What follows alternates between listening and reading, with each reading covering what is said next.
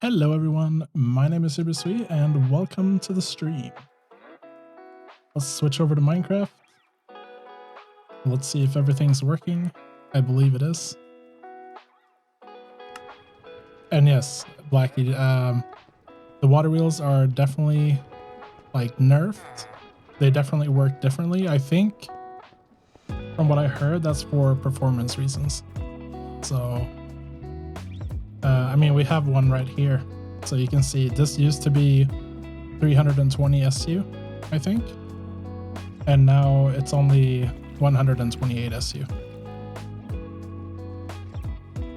So yeah, I'm back in Uberswe Labs, and basically my plan for today's stream is just to go through all 100 rooms that I have in here.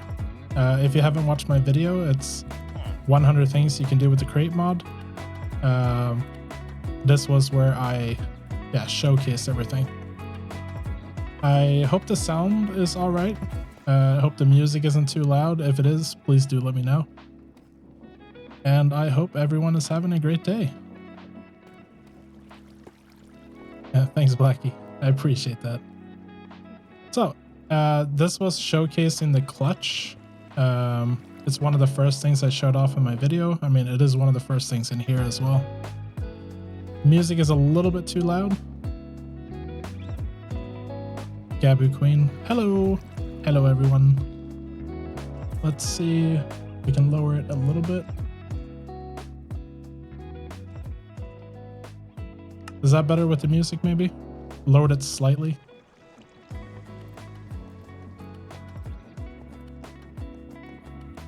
Okay, great. Yeah, so one of the differences with water wheels is that now we only get 128 SU from a water wheel that's like this. Before the 0.5.1 update, this was actually giving 320 SU in this configuration right here. 256. I'm pretty sure, no, you can get, yeah, no, you can get 320 here. Yeah, you could also get 256, but I think if you did it exactly like this, where it's touching all sides except one, I'm pretty sure you got 320 on the side. I'm very, very sure.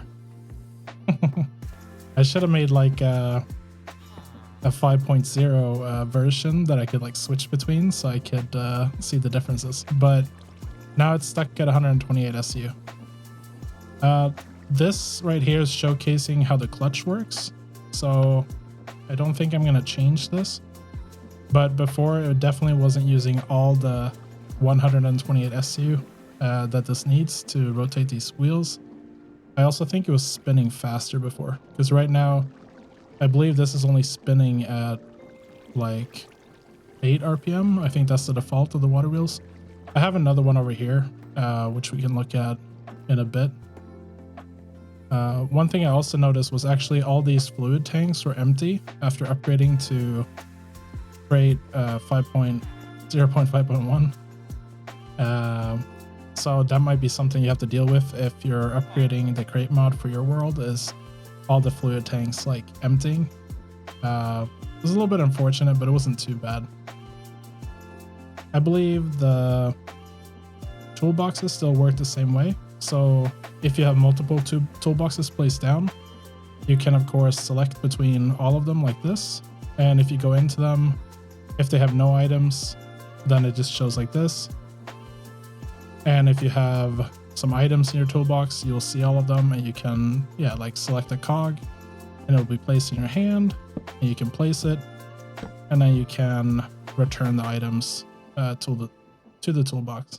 And now, since I'm in creative mode, I actually got an extra cog here, but that's expected. So toolboxes still work the same way.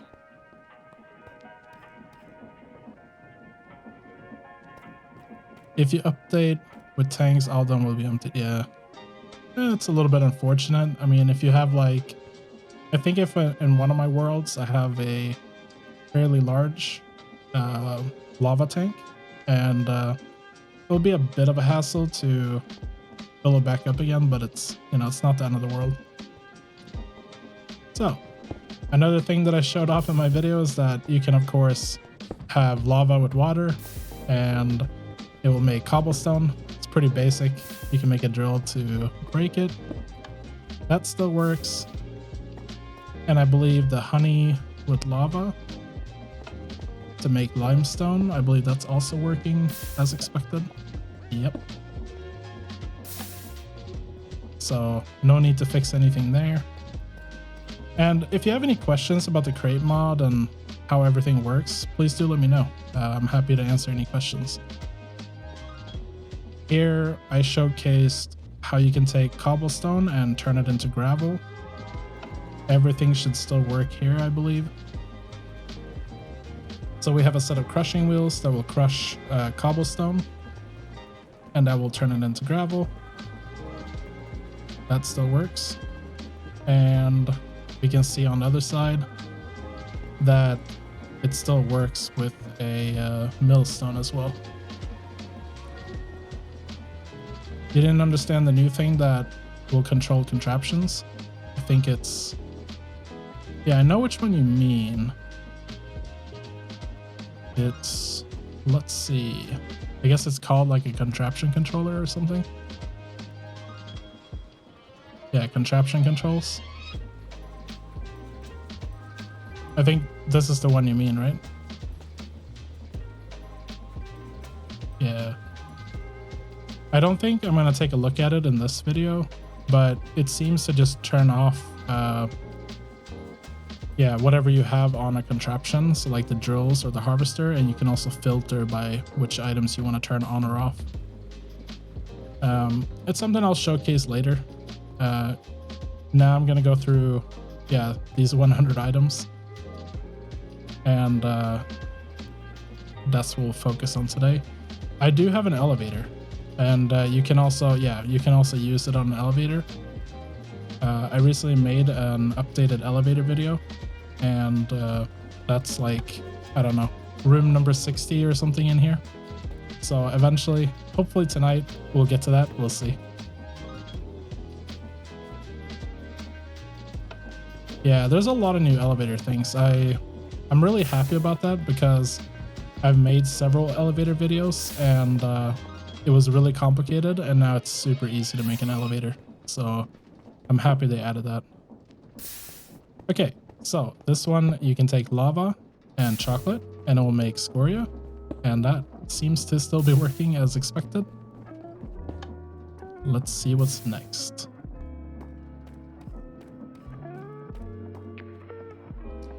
Over here, we are, yeah, we're filtering, or we're washing gravel. So gravel is falling out of this chute here, coming down on this belt, falling down on the chute, and then it's being washed. And we have a filter on the brass funnel here to only allow iron nuggets and flint.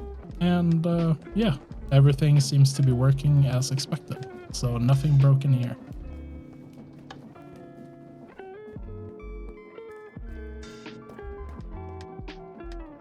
And then over here, I believe we are crushing gravel, and that will make sand and also give us some flint and clay. And that also seems to be working as expected. So nothing broken there. Oh, should turn these off so I don't get too much lag in here or something. Now, in this area, I showcased 4 different ways to move items vertically. And if we turn this on, we should see here all items. Yeah, all the belts are moving things upwards. So it's all working as expected. We have the mechanical arm, which can grab things off the belt and put it up top here. We also have an encased fan with some chutes that will place precision mechanisms up here. That's working. We also have the kinetic injector, or the weighted ejector, that's throwing the precision mechanisms up. That's working fine. And of course, you can also just use the belt. So we're good there. I've actually been kind of surprised with how much is working after the update. I thought it was going to break a lot more than than it actually has, but everything seems to be working as expected for the most part, other than the fluid tanks being empty, of course. You can take, you know, any kind of colored dye and dye a belt, just like so. And you can also wash it off. And that seems to work. So nothing has changed there. Go ahead and put this back. Let's see what's in the next room. Yeah, so over here we are blasting some cobblestone with soul fire. So you just light a fire on soul sand, that's how you get soul fire, and we get blackstone. And yeah, that's still working as we would expect. No problem there. Now, this has changed. So this is completely different compared to how it used to work before.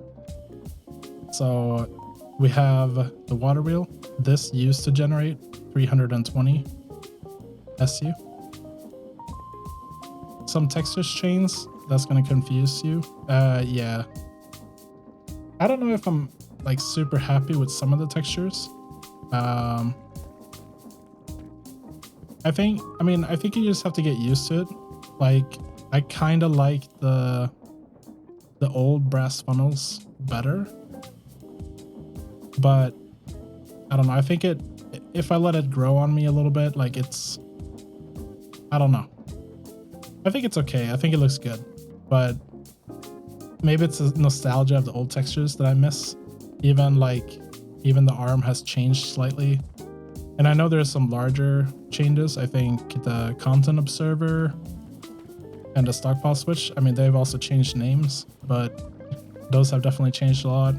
Also, of course, the water wheels have changed texture. But yeah, this whole room that demonstrates how to get maximum power from a water wheel no longer really works. So previously, you could have a soul sand right here, and then place water all the way around like so, and that would give you 320 RPM. And also this setup would also give you 320 RPM. Or no, sorry, 320 SU, not RPM. Same thing here, 320 SU.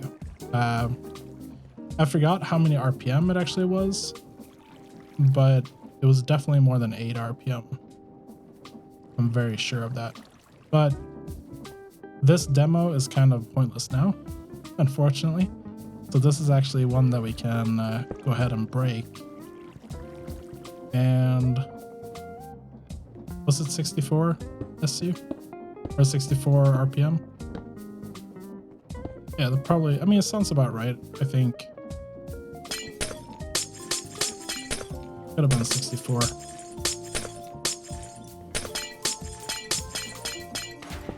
But I think one of the new things with water wheels is you can actually color them. So you can have 16 different colors. I believe that's how many dyes are in the base vanilla or in the base game. I don't think any of these are added by create. No, definitely not. So we have 9 plus 7, yeah, 16. So 16 different dyes. And I believe my room is 16 if I'm lucky. 1, 2, 3, 4, 5, 6, 7, 8. Okay, my room is 15. That's kind of unfortunate. I mean, if I count the gold, it's actually 15. And the inner area is like 13. It's a lucky number. No, it can't be. Yeah, it can't be. It's right.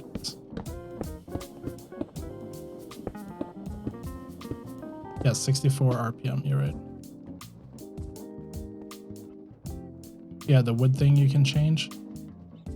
Oh, yeah. Never mind, I'm thinking of wood, yeah. So it's not the dyes, right? You can't dye a water wheel. We have 2 different sizes, that's what it is.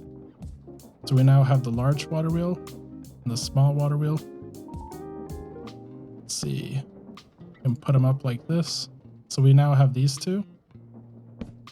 And how do I want to showcase these? It would be kind of cool if they were turning.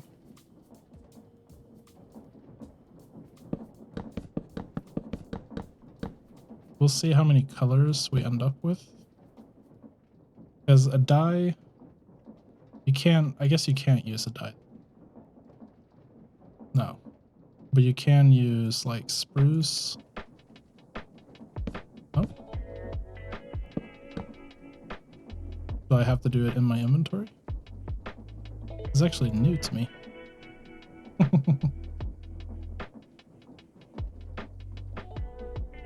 Or like, what am I saying? My crafting bench.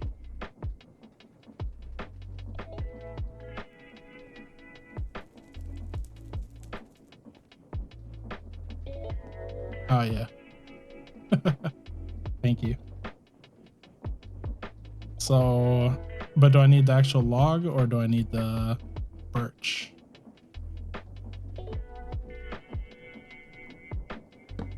Yeah, oh, there we go. True. Cool. Thank you. I really appreciate that. Let's see, planks. So I guess I can have all of these now. Mangrove.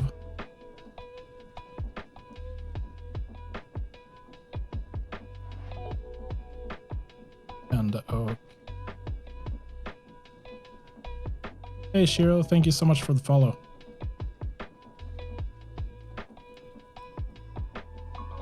It's like dye for the rubber thing. I forgot the name.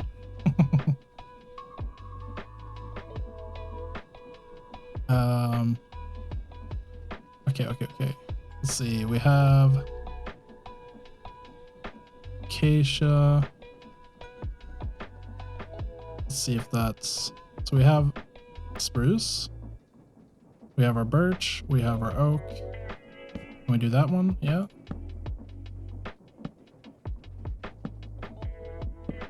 Ah, cool. So this is actually my first time trying this.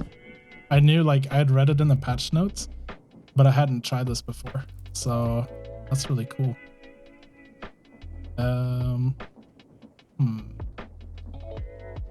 Let's see. How do I want to place these? Because I want to like showcase the different colors. So maybe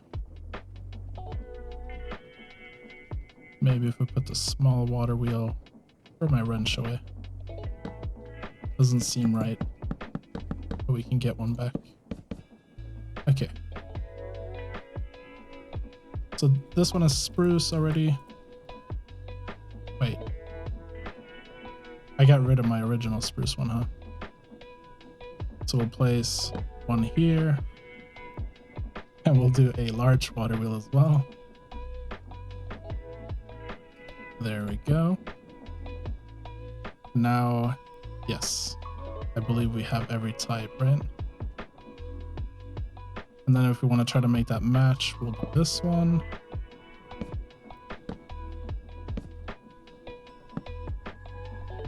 Just like so. There we go. Now we have the small ones as well. Ooh, it bothers me a little bit that it's only, how many are these? 8. And that my room is, or like, yeah, my room is 13 in width, I believe.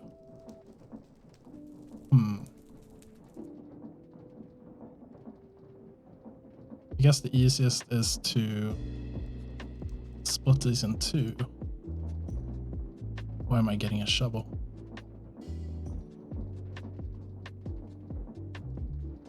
So maybe from here.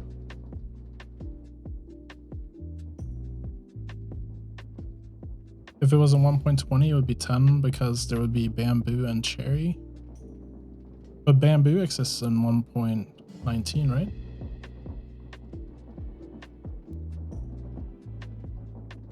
So why wouldn't there be bamboo in this one?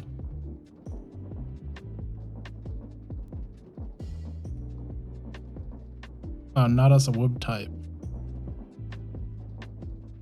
Ah, bamboo planks. Yeah, okay, true. Yeah, that's exciting, but it'll probably take a little while for Crate to update to 1.20, but I'm pretty excited for it. It's gonna be fun. Okay. Now, with the Power World Edit, I think I can face this way and do / move one forward. And there we go. I think that will at least split them apart. So now it's even on either side. I don't know if there's a way to like make them look nicer. I think that will have to do. But I do want these to rotate, but I don't want them to rotate too fast. So we need some shafts. We'll also need some cogs. No, wait, cogs we don't need. We need gear boxes. There we go. And then I need my wrench back as well.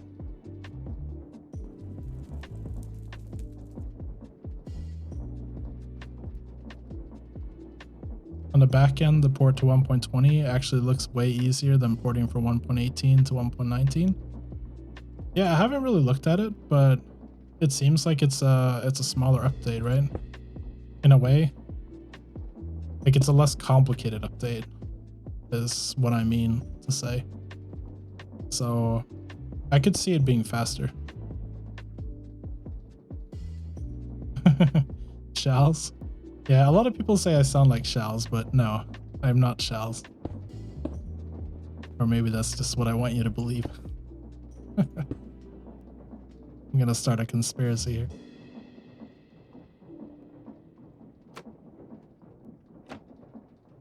Let's see.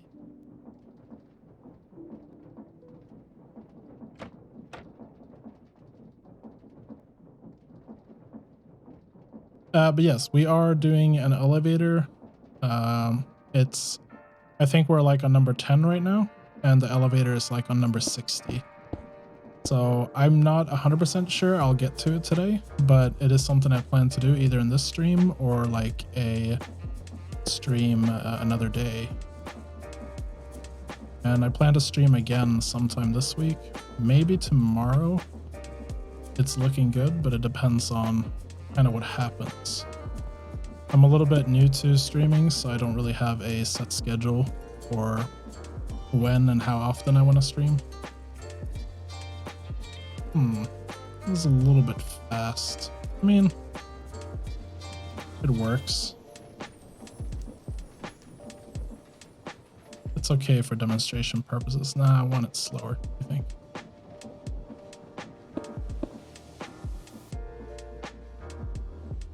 We have one that is slower. I guess this is the slowest one that I have.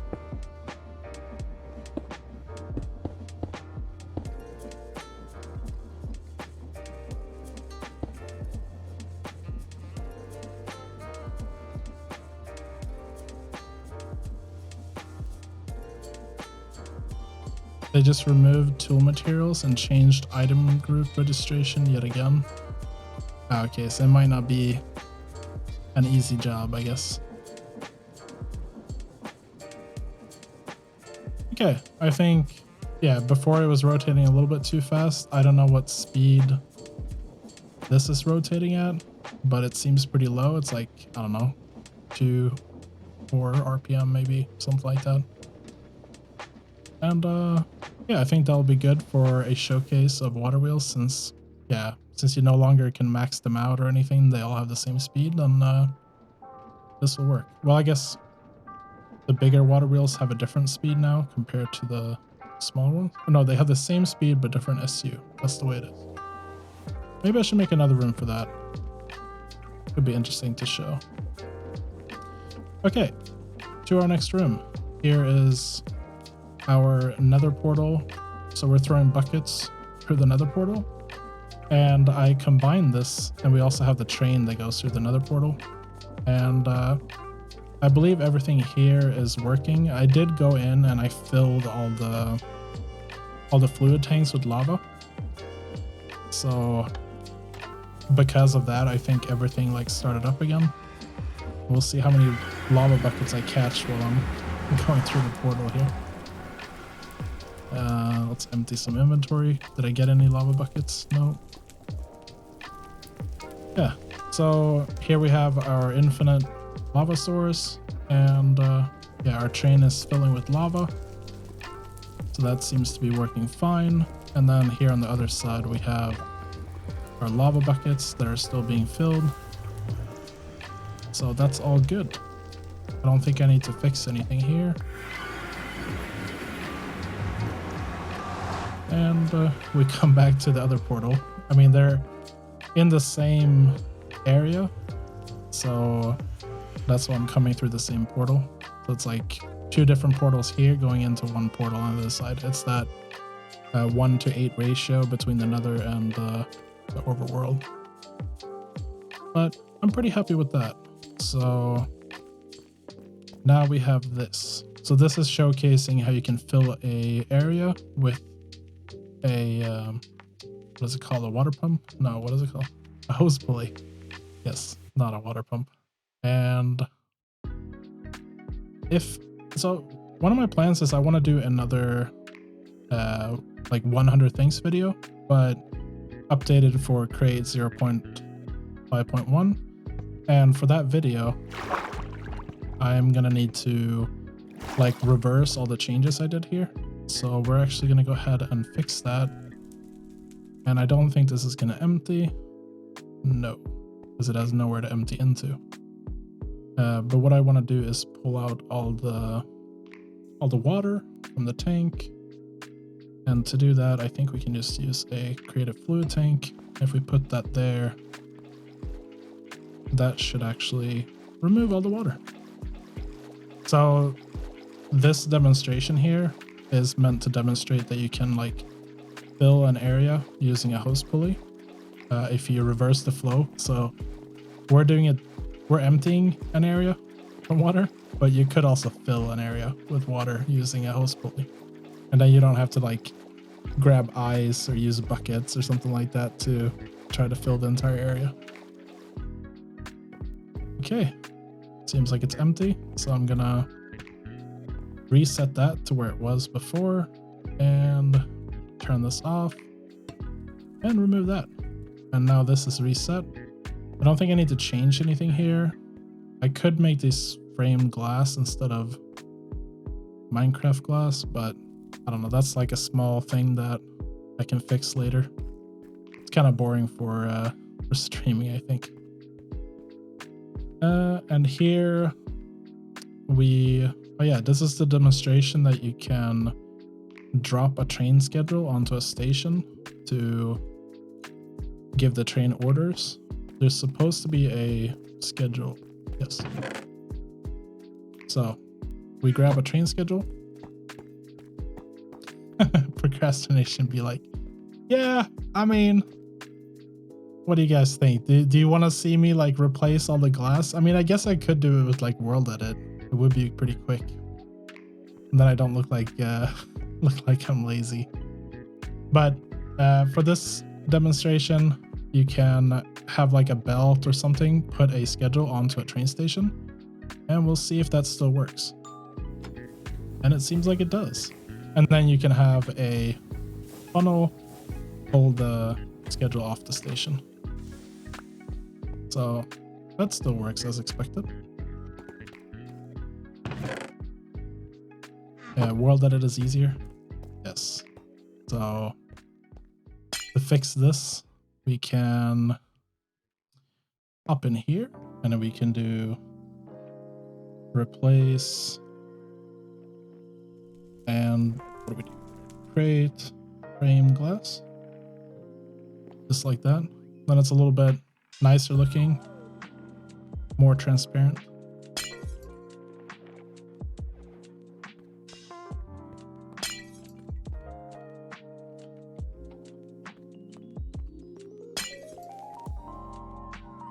Yeah. But one of my themes, like for doing this video, when I did like 100 different things, was I want to show it, I want to show that you can do things multiple ways. So that's one reason why I don't do everything the same way every time. I think it gets boring because there's so many different ways you can do things with Create. But yeah, this definitely does look better. So now I'm pretty happy with that. Let's move on.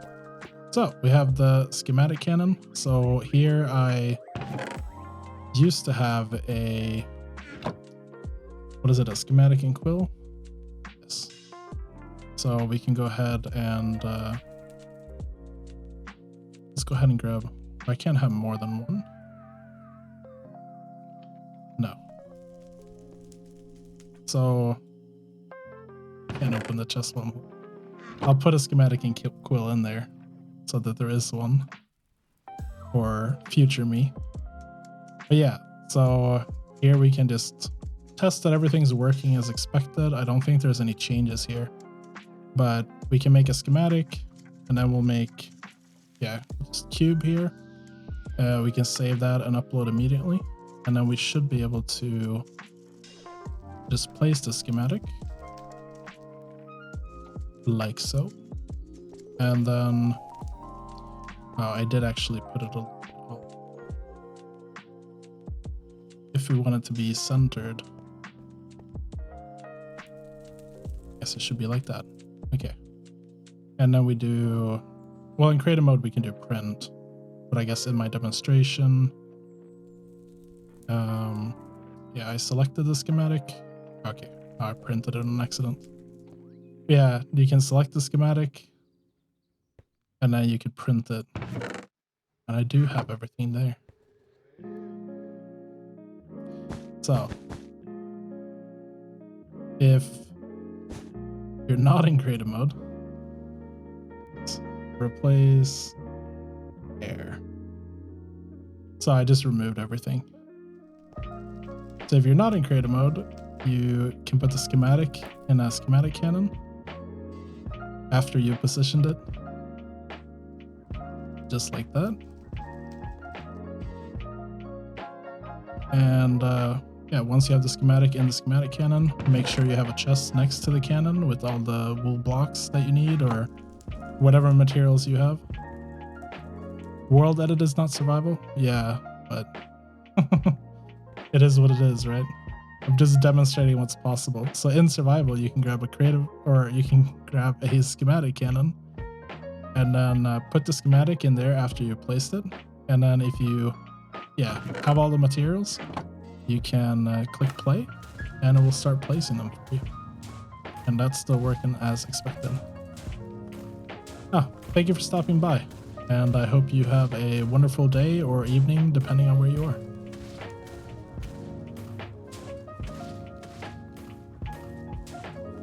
Okay, let's move on. We have our horses. Oh no. Okay, I don't want to go killing horses on stream, so we're gonna leave the horses that are there alone. But I'm gonna grab a horse egg, which makes perfect sense. Horse eggs, right? And we're gonna spawn. Yeah, we can spawn a horse there. And we'll spawn a horse here. And the horses that are already skeleton horses, skeleton horses will be fine. But the two horses that are there, when we turn on the fans by pulling this lever, if everything is still working as expected, those horses should turn into skeleton horses. So let's see. It does work. So no need to change anything here. And our schematic cannon finished building, so that's all good. Then we have our demonstration of how crushing wheels can be placed. And crushing wheels, they have a different texture, but they are all still working the same. So you can have like a large cogwheel in between two other large cogwheels like this. That's one way to place the crushing wheels nicely. Or you could do it with gearboxes, where you just have one gearbox like so, and another gearbox like that. And I will also rotate them. Yeah, like, so the reason I'm explaining this is because the hard part is to make them rotate towards each other in a simple and nice way without having a bunch of like gearboxes and stuff behind them, because it's not always easy to know how these should be placed. So now we have our redstone link. So this is just sending a wireless signal to this redstone link, which is just powering these redstone lamps. And that's still working. So we're giving this a redstone signal, and the redstone signal is wirelessly sent to this block over here. No need to change anything there. Oh yeah, so in my 100 different things you can do with the crate mod video, I had like 3 parrots sitting here, and yeah, my parrots have left me. So I guess we can try some parrot spawn eggs. I might need a leash as well, or a lead. But I think if I hold shift, yeah, I can place them on a seat. Just like so. And there we go. We now have 3 parrots, and the way I had it in my original video, I don't know what these are set to. Oh, these are 15. Oh, we can set this to like 7.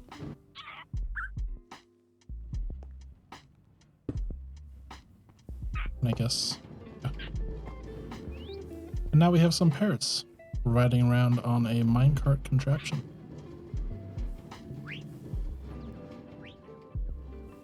We'll put some of this stuff away. I don't know what I'm gonna need next, actually. So there we go. That's working.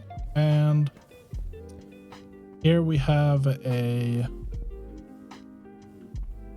yeah, what do you call it? A digger miner quarry machine? What do you call it? I don't know the name for it. If anyone has the name, please let me know in chat. But yeah, basically you flip a switch here for a lever, and we can place that on the side. And I'm not sure. I think I need to get rid of this rail here, but maybe it will still work. So it's a little bit broke. We'll pick that up. And okay, that was not good. Sometimes I forget I'm in creative mode and things just disappear when I break them with my hand. But everything that's broken can be fixed. So we're gonna remove everything that was placed before. And then we'll put this down. Then I need a card assembler. And I also need rail, a controller rail. Yeah. I'm gonna try to put this in the same spot that I had it before. Actually, it's probably a little bit further back, like that. And then we have this on top. And then we have this on top of there. For some reason, we're breaking blocks here, but I'm sure that's fine. Oh yeah, maybe there's like blocks attached to the contraption for some reason. So on these like radial chassis, you actually, I think, oh no. What's the sticky sides? But I believe These used to be able to be set to 0. Is that, does anyone remember? Does anyone know if it used to be able to set like the radial chassis to 0 before, or if that's always been like that? Because I feel like that's different.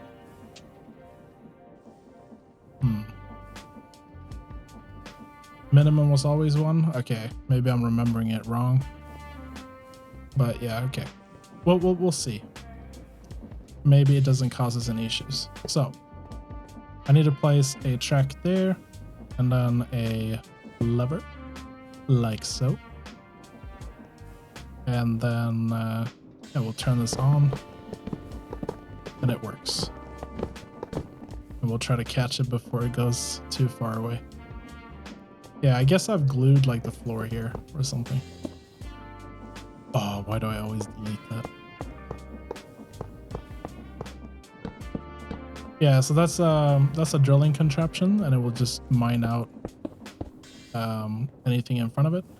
And I'm gonna go ahead and set it up again so that it's ready to run.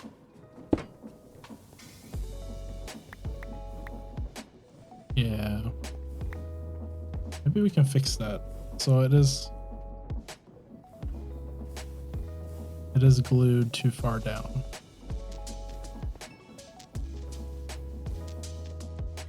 Must have made a mistake. There we go. So right click to remove the glue. And I mean, it looks pretty good actually. So I don't know. Oh no. What am I doing? Left click to remove the glue. Man, I'm forgetting stuff. Okay, and then we click here to glue this. That's probably what I did, because the these plows are a little bit hard to glue to the contraption. So I probably glued the floor in accident by clicking down like this. You have to actually click where they're attached when you're gluing. So that's probably why that messed up. Yeah, this should be good. We'll put a powered rail here. We'll put a lever like so. And then, yeah, I believe it has enough items to actually run. And when it does mine stuff, it gets put into the machine, as you can see here. So, but now we need to go ahead and fix this. So I think for any future videos, we'll just go ahead and use world edit to replace, let's see, replace air with stone. I want to do like diamond blocks or something, like that would be a lot of fun, but I think it takes a little bit longer to mine, so I'm gonna avoid doing that, because I did that on a different contraption in here, just like a very basic mining setup, and it took forever to just like do one level, just because, yeah, diamond ore is just something that takes a while to mine. There. Now I think we're ready to showcase this. I might modify this at some point, I'm not sure. One of the differences that we have here is you can see like the deployers now have the icon for attaching items, or like changing which items it's placing, the filter. It's now on the side instead of being like up here where the hand is. So it's going to be easier to reach on most contraptions, which is quite nice.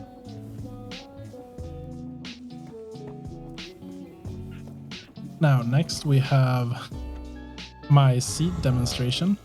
So for this demonstration, yeah, I just put 3 different mobs on seats, and yeah, seems like it's still working fine. So I'm not gonna touch these mobs. And here I demonstrated that pretty much any mob can be a train driver. But The pillager sounds scared. Are you saying I'm the pillager, or because I didn't see a pillager?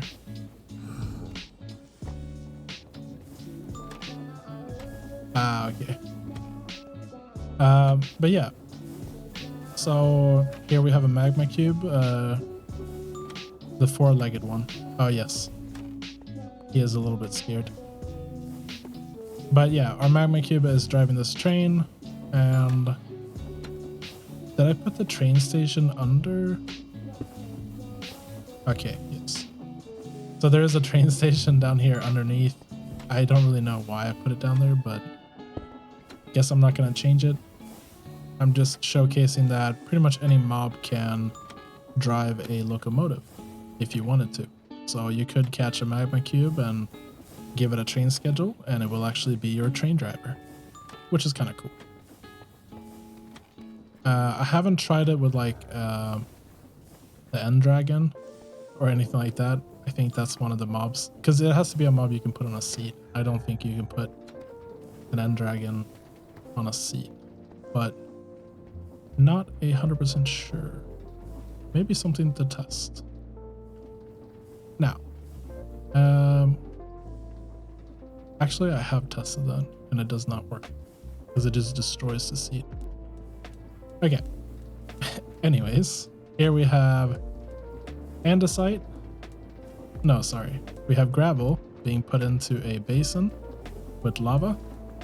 And we're missing flint right now because there's supposed to be flint going in here as well. And I think it's because I let this chest like fill up with stuff. So maybe it's like a design flaw. Let's see. We empty this, empty this.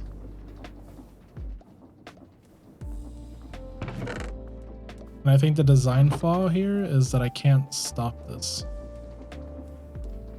Because when I stop this lever here, or when I use the lever to stop this machine, the belt stops, but I don't think the mechanical arms stop. And that's why we're getting like too many of one item, because the belts or the arms keep putting items in there when they're not supposed to. You might need an alternating tunnel. What's an alternating tunnel? Is that a new thing?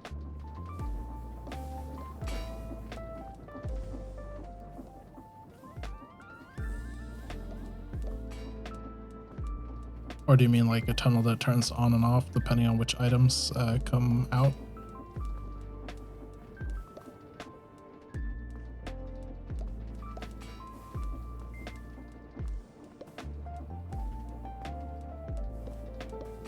I think the main issue, you got 2 inputs, 3 lines of belts, middle and sides. Sides you got andesite and yeah, I could, but it's kind of cool if this works.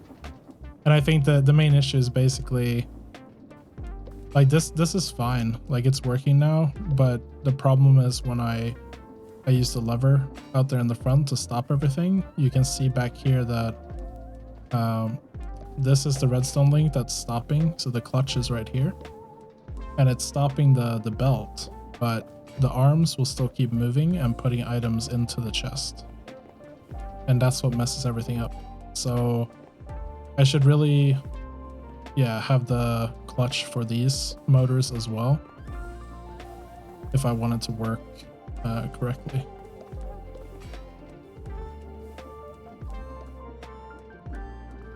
The middle one just alternates between the mats. Yeah, that's one alternative. But you also need 2, like, you need 2 flint for every gravel. So that's the other issue here. So the way I have it set up back here is I have this arm is running twice as fast as this arm. And then you always get a ratio of 2 to 1.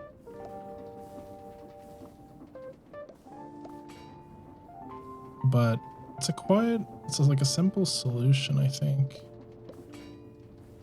So what do we need? 'Cause I think we could fix this fairly easily.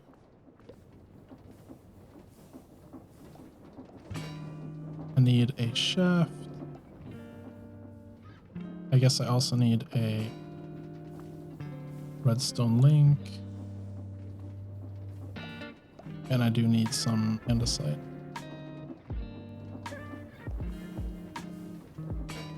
Clever workaround. Why, thank you.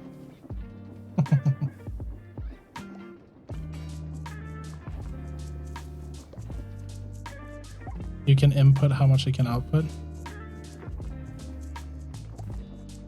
What do you mean for... I guess I could have one funnel that's like 2 and another funnel that's 1, and then I get the right ratio. Ooh, I do need a clutch as well. Oh, I do have a clutch. Okay, we'll place the clutch here. And we'll place another motor here. And yeah, this is the new interface as well for changing the RPM of the motors, or whatever you're editing basically. You can also hold shift to get the old increments, or you can do like the fine increments if you don't hold shift. And we want that to be 64. We have our clutch. We want our redstone link. And then we want andesite as our frequencies. And we want to set this to receiving. And then we'll put this like so. And then we'll do the same thing on this side.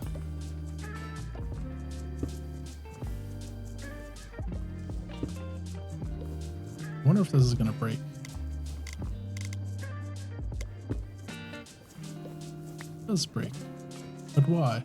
Oh, interesting that it doesn't, like, it's interesting that it doesn't break right away, because they're going in opposite directions. But if I set this to -32, now it works. It's cool.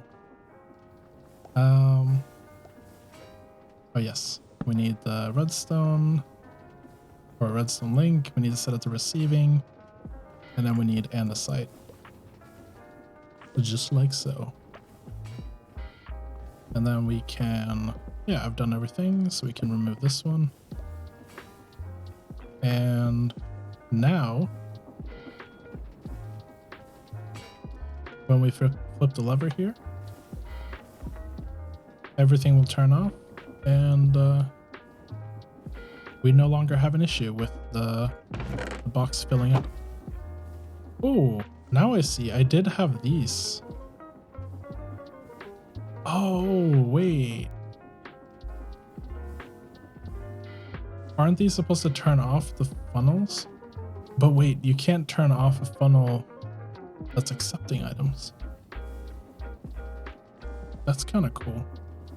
That's something I might need to set up a test for that, because that's an interesting feature, I guess. Because you would expect, like, if I give this a redstone signal, I would expect it not to be able to receive from a mechanical arm, but it seems like that's what it was doing. I don't want to undo all my work to test it, but I mean, how else was this filling up, right? So I'll remember that. I'll write that down, and like, we'll test it for at another time.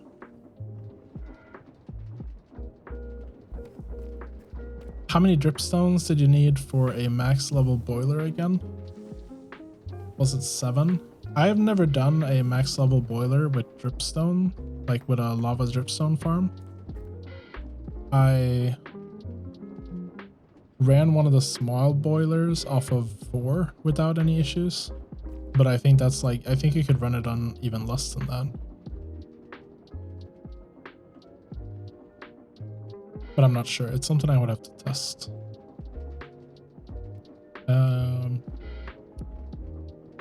Yes. Okay, so in this next one, you can grab an empty blaze burner, and we can go up to a blaze spawner, And right now I've turned off mob spawning in this world, so I know it's kind of cheating, but it's good for demonstration purposes. And you should be able to just right click on a blaze spawner and you'll get a blaze burner. So that still works.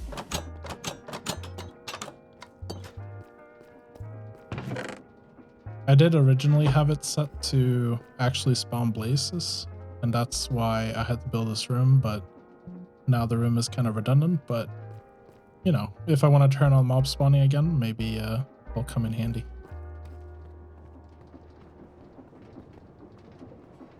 Now for this area we had, we're taking clay and we're turning it into terracotta, I believe.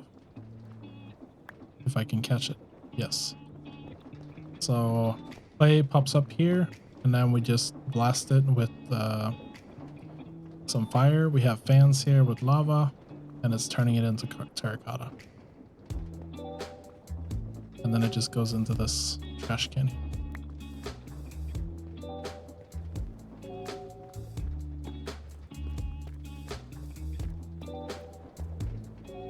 Yeah, Blackie, if you try it, do let me know how many it actually takes, because I'm interested in finding out. For this one, you can take red sand, and we're blasting it with fans, so we're washing the red sand here. You can see there's chutes here dropping down the red sand, and then we have lots of fans just washing the red sand. And from that, we get some gold nuggets, and every once in a while, we'll get some of this brush, I believe it is. Dead brush, yes. And that's still working the same way. So everything is good there. Oh yeah, I guess I should have done this one first because they kind of come in order. But yeah, you can have crushing wheels that will crush the terracotta that we made in one of the previous ones. So the terracotta goes down in the chute, gets crushed, and then it becomes red sand, which we can later wash.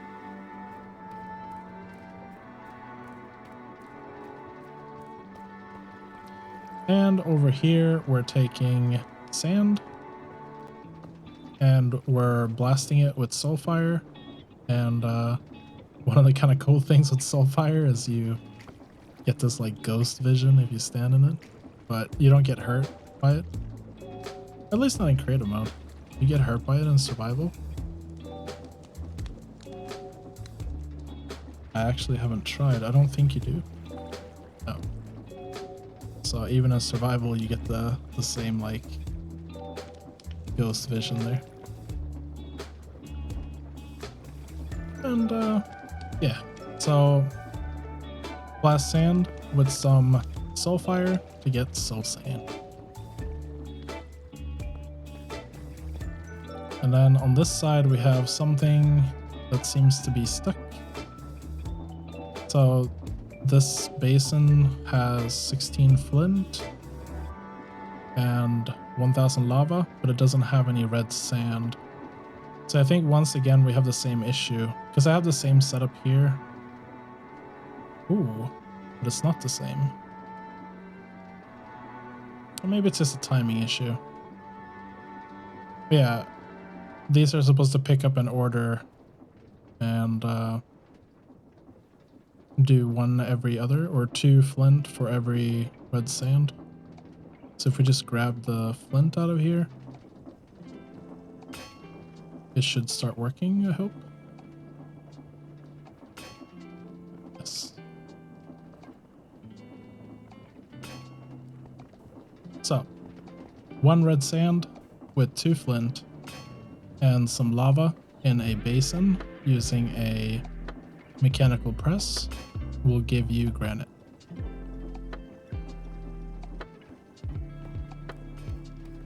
Oh yes, we did this one. What did I write here? Or what did I write here?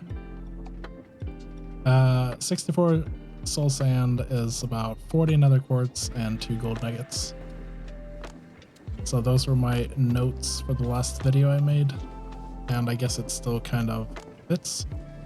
So we have stacks of 64 soul sand here.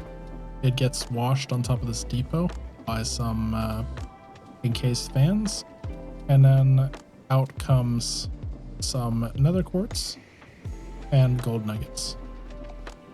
So yeah, you see how you can like put all this together to make some free nether quartz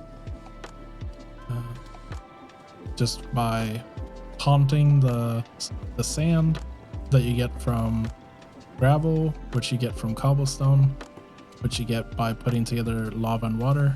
You can make soul sand and get nether quartz and gold nuggets. Over here on this side, we are mixing our andesite with iron nuggets. You could also use zinc nuggets, and that will make andesite alloy. That's still working as expected. Everything's running smoothly here.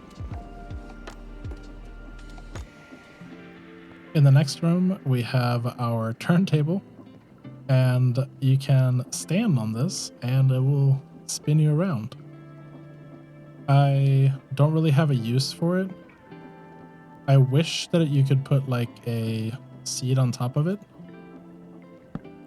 and I wish the seat would actually spin, because that would be like, or I guess what I mean is like, I wish if you put the seat on top of the turntable, I wish that your character would actually spin with the seat, because if you're sitting on a train, you know, your character will still face the same way that you were facing when you sat down. I mean, unless you turn the character, but like the train will turn, but the character will still face the same direction. And I wish turntables could be used in combination with seats to actually turn like a sitting character. That would be amazing. So right now you can just stand on them and spin.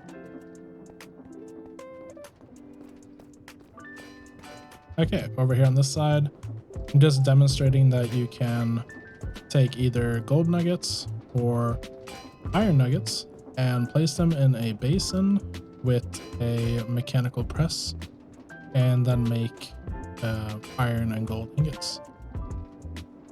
So it's the crafting recipe, but you can automate it instead of having to do it in a crafting bench.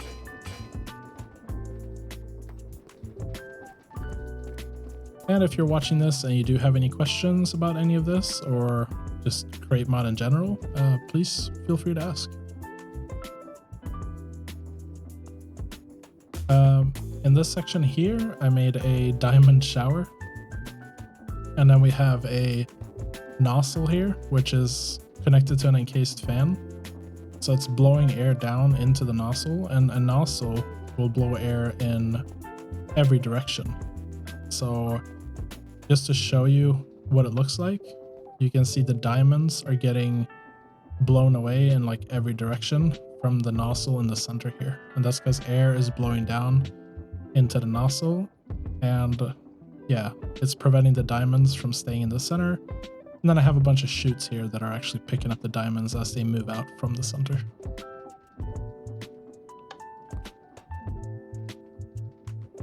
And then on this exhibit, I have copper casing, and I believe what I was demonstrating here was that you could put, ooh, I can't actually get the casing.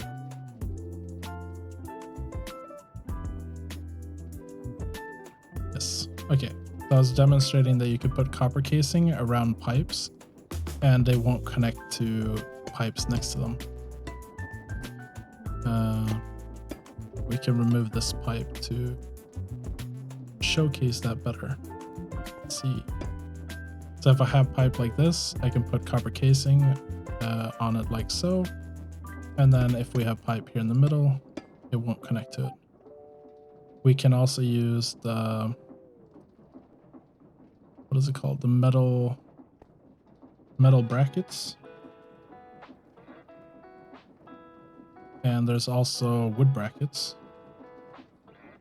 or wooden brackets. And they can be used to decorate pipes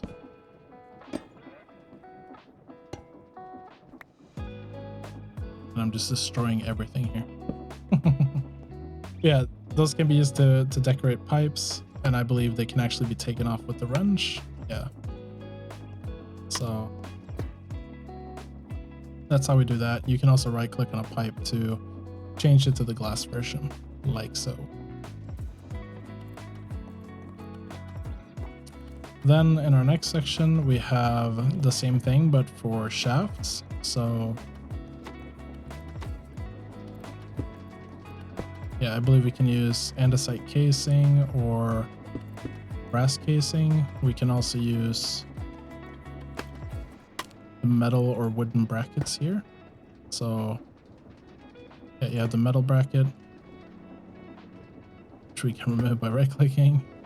We can put it just like so, and also the wood bracket like that. And let's see, casing, we have the brass casing, and we have the andesite casing. And we can put those on the shafts, and the shaft actually goes through the casing. So it's kind of nice for decorating things. And when you do that, it's actually not going to use any of your casing that you hold. It's just for decoration purposes. So, and then here I'm just demonstrating that you can do the same thing with cogwheels. So we have a large and a small cogwheel, and if you right click on them with a casing, you can encase them just like so. I think I'm actually going to set this up, so I do want to make a video later at some, so I'm going to like clear this up so that it's kind of ready for recording.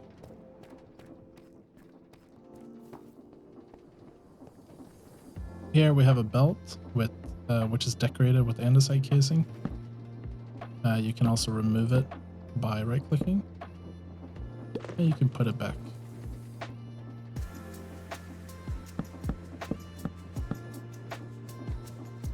And we can, I believe if I have a belt, we can extend it by just right clicking on the belt like so. And we can also decorate it with brass casing,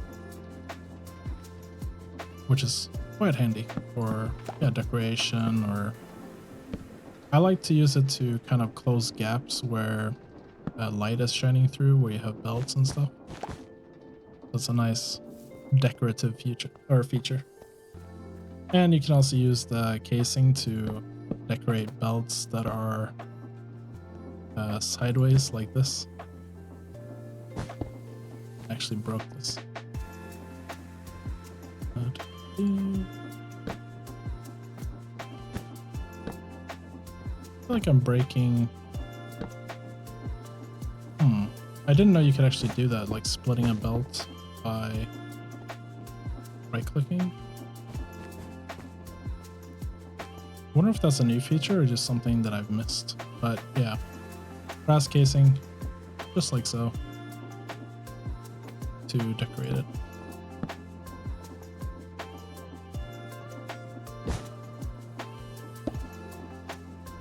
And we'll go ahead and fix that. We can also shorten it by right clicking with the wrench. There we go. Okay, this is actually something that I do want to improve. So this is showcasing the stockpile switches. They're now called threshold switches in the new Create update. And basically what I'm showcasing here is once the inventory reaches a certain threshold, I am stopping the output. So, or once it reaches a high enough threshold, I'm outputting items. And then once enough items are outputted, I'm stopping the output again. So it's just kind of going back and forth. And I'm not happy with this demonstration because we have it for liquid, we have it for items in two separate iterations, because I wanted to show you could do it on a item vault and also like a regular chest. And the reason I'm not happy with this is because I want to make it clear what's going on. So maybe having some display boards here to just showcase how many items are inside the different containers would be really nice. But it's also kind of weird because I haven't done display links yet. So that's another issue, but I think it should be. So we'll take our display board, take our display link. We're going to face these the other way that are facing forward. And then I wonder if I should get power from here. I guess I could do it.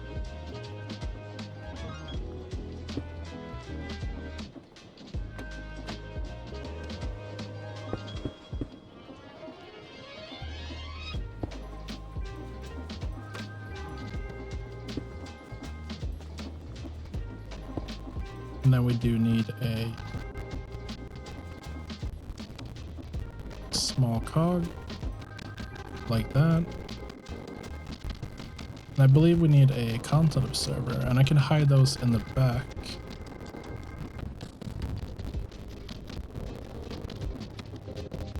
Oh, they're called something else now. I actually don't know what they're called. Smart observer. I kind of get the renaming of the stockpile switches, for example, but I think content observer was fine, but smart observer, it's also a good name.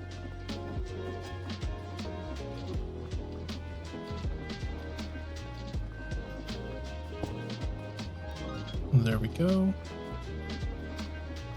And then we'll connect our display link to the display board and then place that on top of the content observer.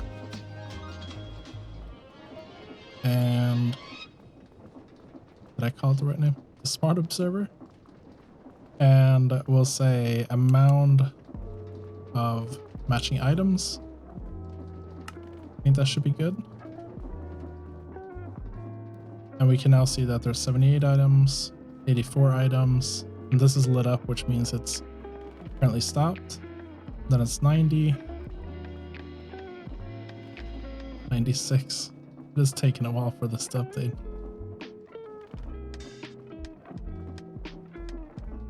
What is my limit? Okay, there. Now we can see it's emptying. So 107,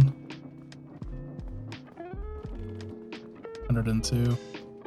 So it's emptying while also filling. So it's a little bit slow. Oh, it's horse armor. So it's only doing one by one. That's why it's so slow.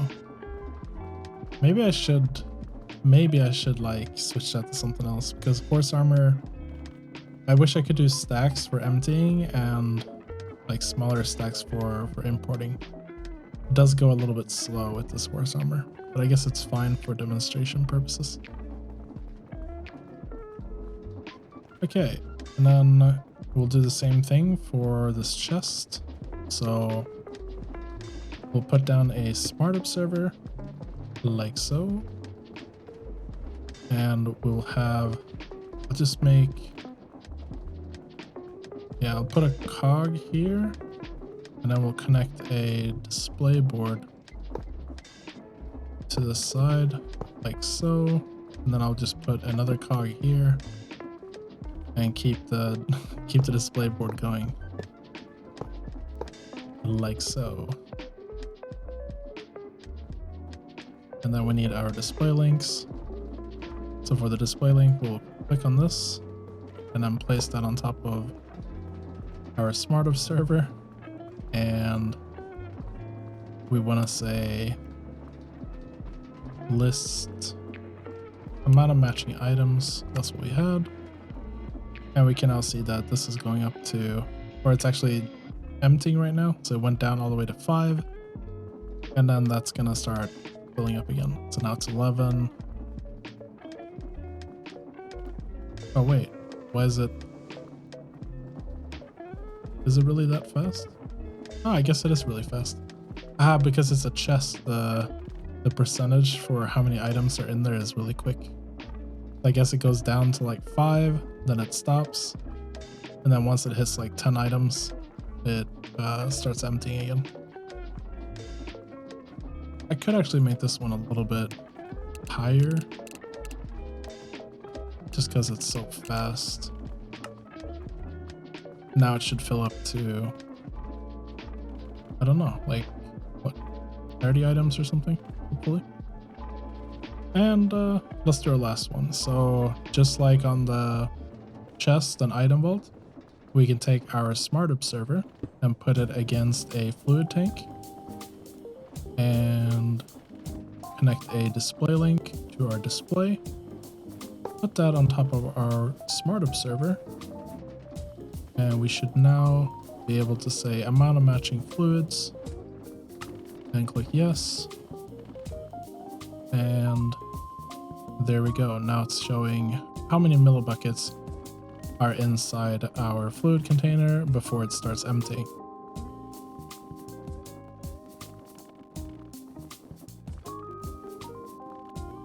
You can make a 2 Hz clock for super fast unloading with max speed belts. I can send a screenshot.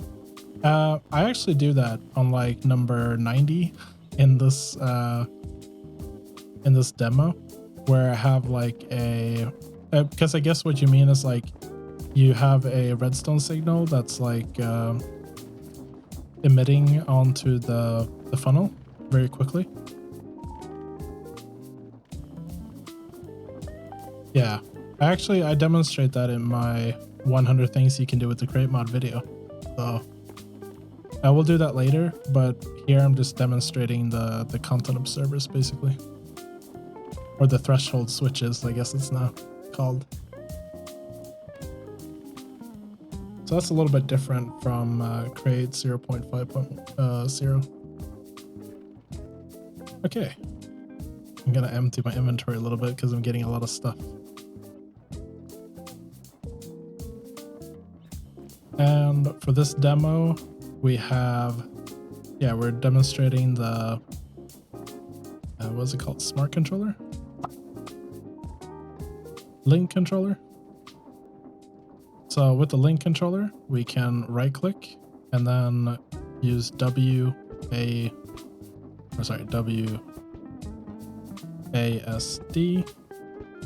to control the arrow keys. And then I believe we have shift and space for the other 2 keys. So I'm just demonstrating you can emit different redstone signals with the controller. And to configure this, you shift right click and we have the same signals or the same frequencies that are displayed here on these redstone links. And you can also place this in a lectern like so, and then right click just to use it while you're standing at the lectern.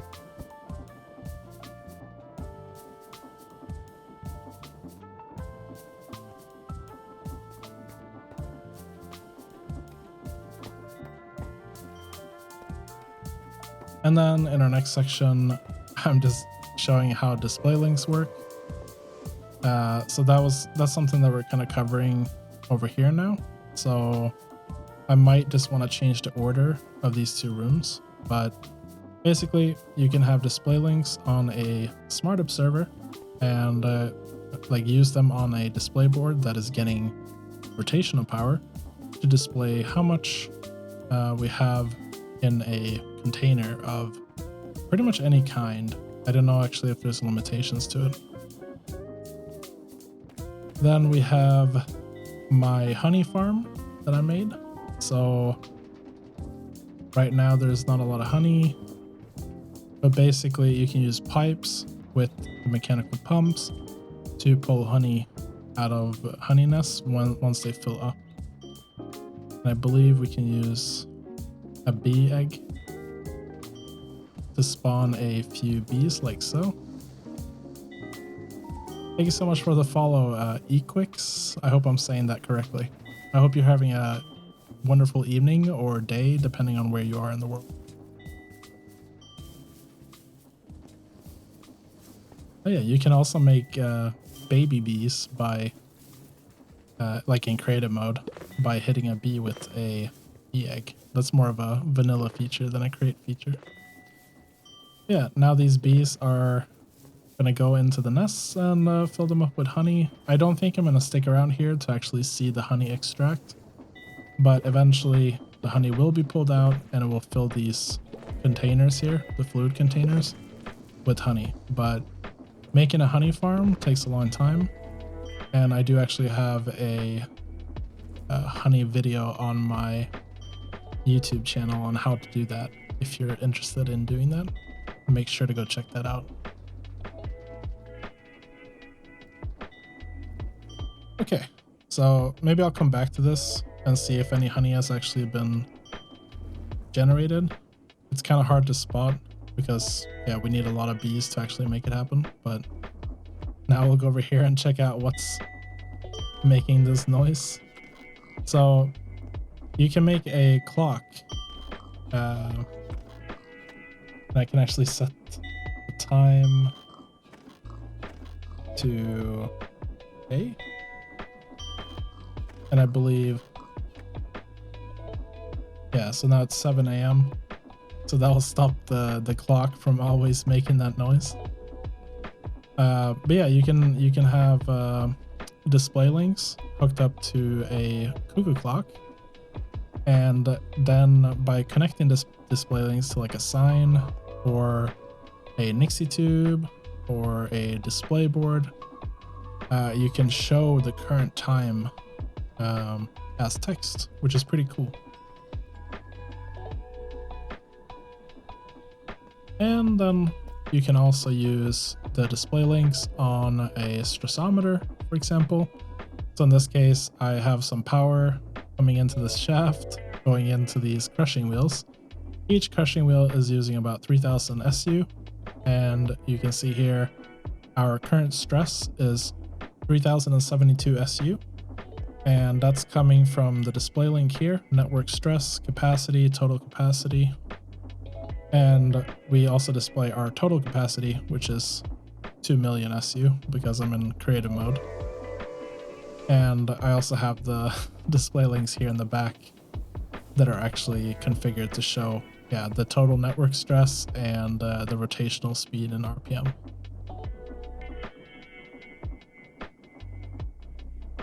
And yeah, the rotational speed is 128 RPM here. So that can be useful.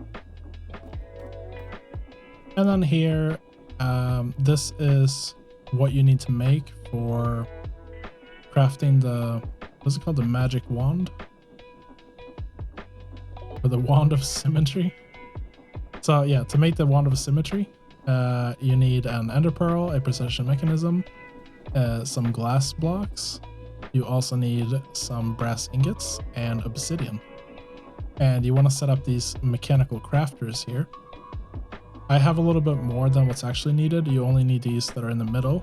And on the ones that are in the middle, I have brass funnels as with like filters to show where I want items to be input.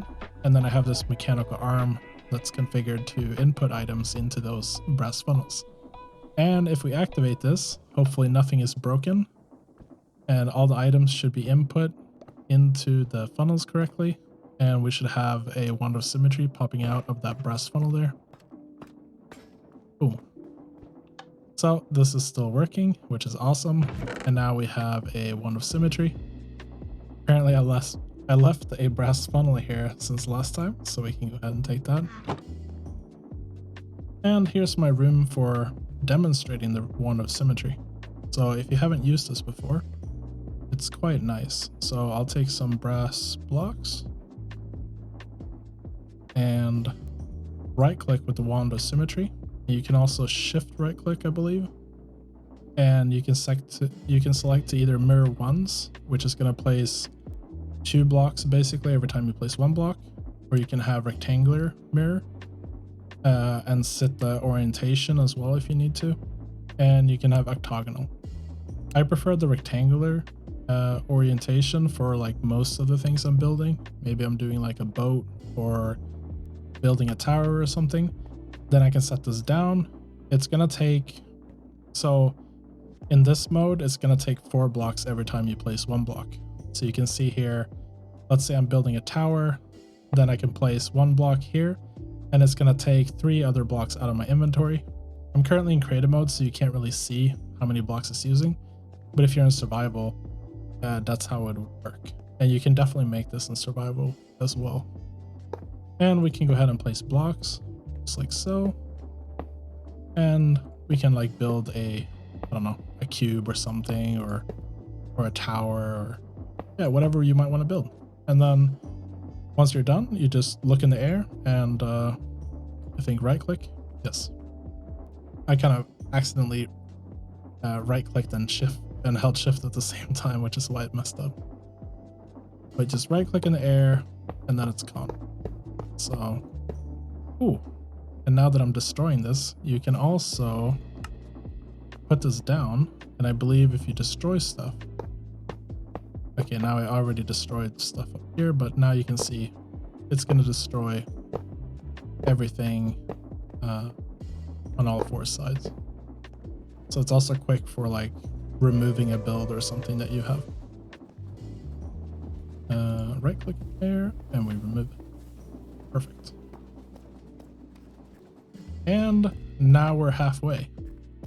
So I want to continue the stream a little bit longer, but for now, right here, I think I'm gonna take a quick break and I'll be back in about 2 minutes.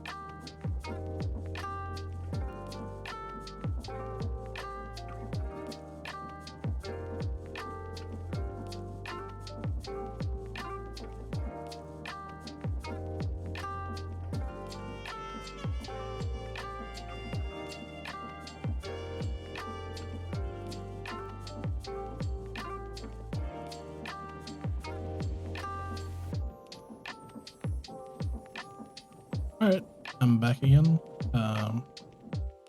Let me get rid of that. Be right back screen, and yeah, let's continue where we left off.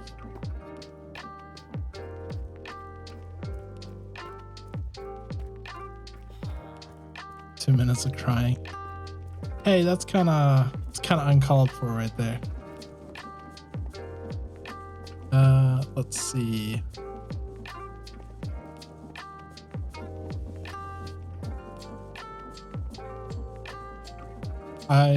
I know what this is. Jokes, of course. Yeah. I know what this is. Like, I know what it does.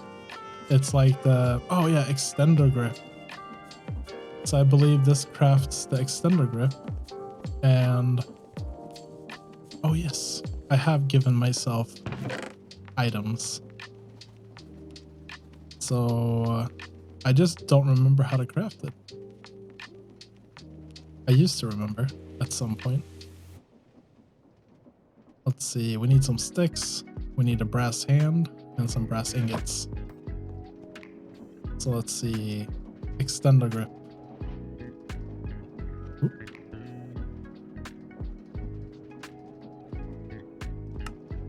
So we need a brass ingot, precision mechanism, some sticks, and a brass hand.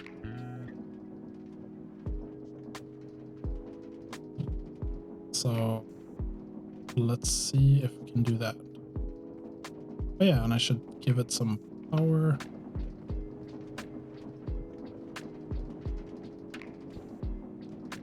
I've already forgotten exactly how it was, but let's hope that this was the correct way to put it together.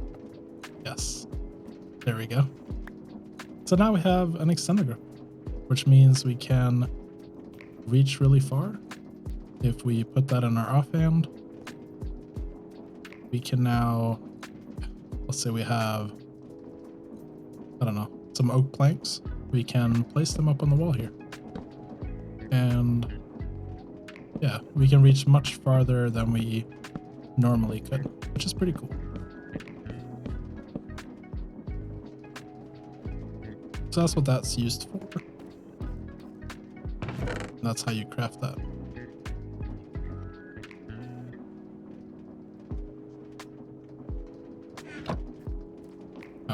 Should put this away as well.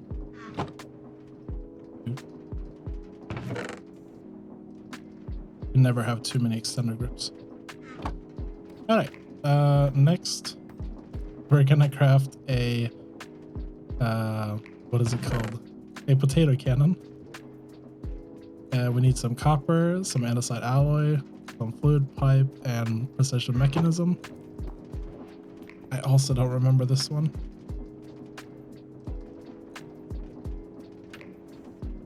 But we can very easily look it up.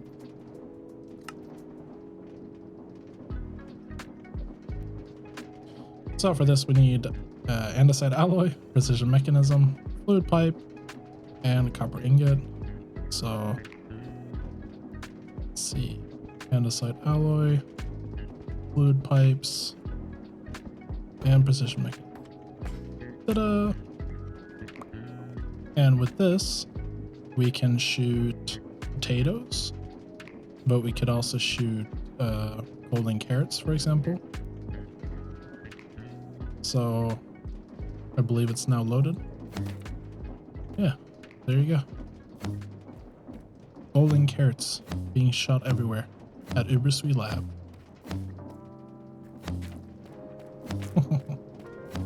And I guess you could have a battle. It's potato cannons, so you can shoot potatoes, golden carrots, carrots. I believe if you have other mods, I don't know about vanilla items, but if you had other mods that added different items, oh, baked potatoes have flame effects. This I did not know. I wonder if we could try that. Let's grab a stack of baked potatoes.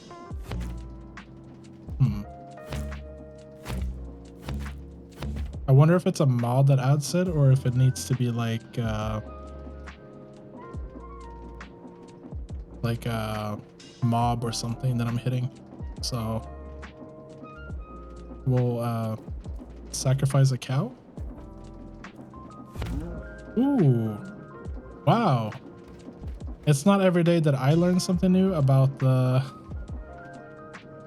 crate mod, but it does actually light a target on fire. I did not know that. So thank you so much for telling me about that.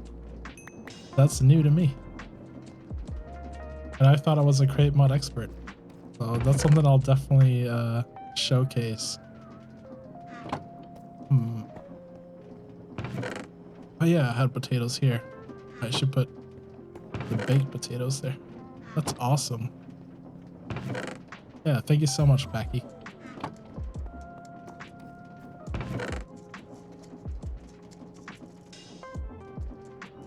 We'll put our cow egg away.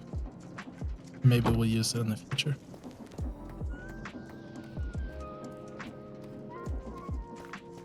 Okay, so with some harvesters, you can make a wheat farm. And I believe you can now open chests on contraptions. Yes, you can. So that's something that's like a new feature. And I guess I built this like contraption really badly to demonstrate this, but you can actually open, oh, it says moving chests even. You could like grab stuff out of a moving contraption, which is really awesome. So I'll definitely make sure to demonstrate that if I make a video for this. And one thing I wanted to show here is that you can also put a plow on the edge of a farm like this to kind of mark the area that it's gonna, you know, that it's gonna harvest from, so that you can get a perfect circle for whatever farm you're setting up. You don't have to figure out like the actual dimensions.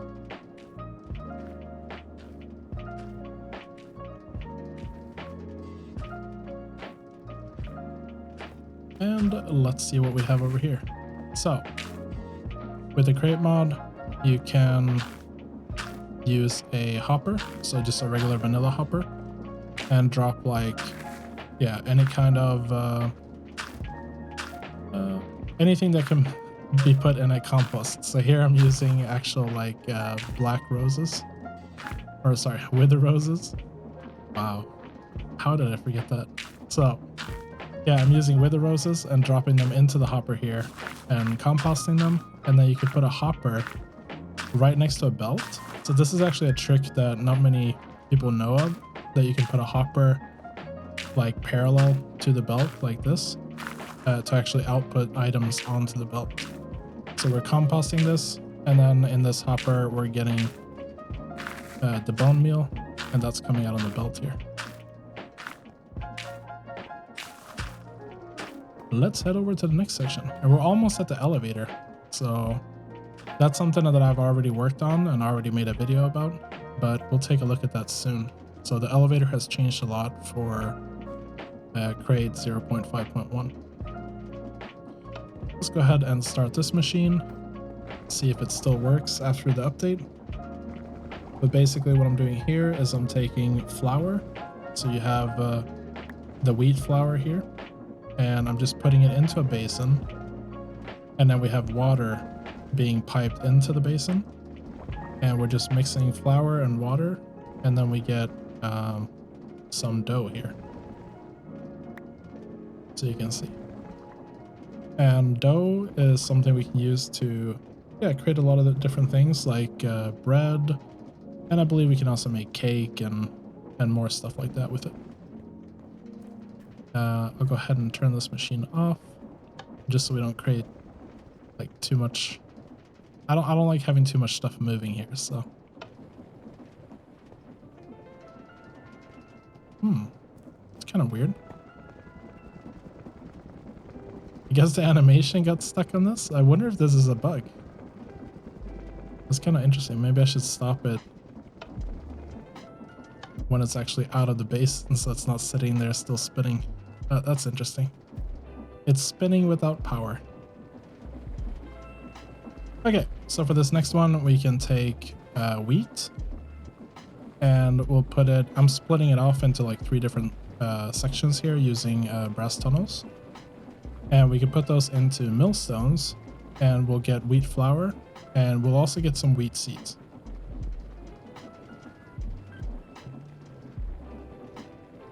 And that's how you get the wheat flour for the dough that we're making over here as well. So they kind of work hand in hand. Here we have a door. So one thing I wanted to demonstrate here was that you can have like pulse extenders and pulse repeaters. It's something that's added to your available use of redstone in addition to like the vanilla stuff. So I made like, you can make a secret combination for a door. So this is a door, and if you hit these pressure plates with the right timing, the door will actually open. And if you do it in the wrong order or something, it won't actually open. So this is like a combination that, I don't know, for like a secret doorway or something like that. Now we have the elevator. So in grade 0.5.1, there's been an update, which means you now have a elevator pulley. And that makes it a lot easier to build an elevator. So here in this demonstration, I've made an elevator here with a contraption controller. I believe that's one of the new items. So yes, one of these contraption controls. And you can now go up here and scroll to select different floors, and then right click to go to that floor, and the elevator will actually move. So it's a lot nicer to build elevators in the new Create mod update. And we can go back to the ground floor, and you can also see that I've set it to open different doors depending on the floor. And that's something you can do in these right here, these elevator contacts. So this is the ground floor, and then here I can set which door control, like which side the door should open on. And it will also say at the very bottom there, it says you're facing south. So that's something that's also interesting for the new update. And of course we can display the floor on a display board. We can also do it on a Nixie tube as I've done here. And you can also have multiple floors. So I also made a basement floor here, which opens a different door. And it also has this elevator contact. And I actually named this floor the dungeon. And these descriptions of the floors will actually show up on the contraption controller here. So you can see 0 is the dungeon, then you have 1F, which is ground floor, and then 2F, which is no floor. Because when I was building this elevator, the top floor didn't have a actual floor, but then I ended up building one just to demonstrate what it looks like. Oh, it's Inged's floor. Yes. I don't know if Inged's watching, but one of my friends that I play with, we always joke because she enjoys to make dungeons. So this is definitely Inged's floor.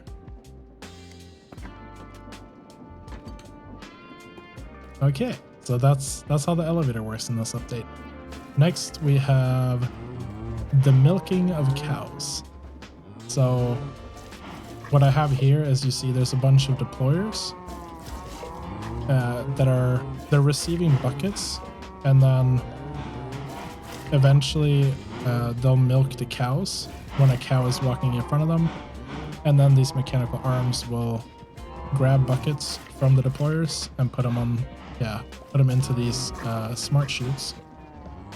Or if there's no bucket in there, they'll grab a bucket off of this belt with empty buckets and place an empty bucket into the deployer again. So this is how you make a simple milk farm. And over here on this side, we're taking the dough, which we made over there with the wheat flour, and we're just outputting it here on the belt and slowly running it in front of these campfires, which have encased fans just blowing air across the campfires. And that when that air gets blown, we're heating up the dough and baking it, and we're getting bread. So that's a way to automate bread making with the Create mod. Oh, we can actually turn this off. I forgot that I'd set up that switch. Over here we have a simple sugarcane farm. So we have mechanical harvesters here, which are just gonna run back and forth. And I believe that maybe I have an issue with this farm. Doesn't look as good as I remember when I left it last time, but to activate this, I think we can place a redstone contact right there, and there's like a timer here which should activate this, and that will make this farm just run all the way down. You'll see sugarcane empties, and then it should go all the way back again. I don't know if there's any... it's just powered by a creative motor. But I'm wondering why it's not looping. It might just be that it's like the chunk is unloading, and that's causing it to get stuck the way it is. I would assume that's probably the issue, so I have to like reset it every time. That's fine. At least it's working as it was. So I like to show different ways of doing things with the crate mod here. And yeah, here's another way to do things. If you want to make a sugarcane farm and you don't want to make it circular, you can use a gantry shaft instead. Next up, we have sugar. So here we're just taking sugarcane and putting it into a millstone and making sugar. And that's as simple as that is. And over here we have a cocoa farm, and I believe this one might be kind of stuck. It doesn't look like it has stopped in the right orientation that it should be in, and I'm a little bit worried that I'm gonna break something here, but see if we can start it. Let's just start in 5 seconds, and it will go up, but it won't go. Oh yeah, it's gonna go all the way down. That's quite unfortunate. So I like to chunk load my farms, because when you don't chunk load, you end up with issues like this if you like leave a running farm sometimes. But for now, to fix this issue, I believe we can just set this to 180 as a temporary solution. And if we activate it again, this should now go all the way forward to cut the cocoa beans that we have there. I'm hoping. Yeah, there we go. So it cut the cocoa beans, and then it will go back again, and hopefully it will empty the cocoa beans, and then it should stop as well. And now I want to set this to 90.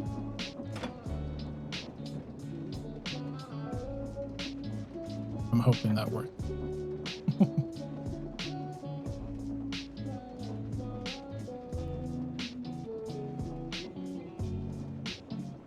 And that should have fixed that farm actually.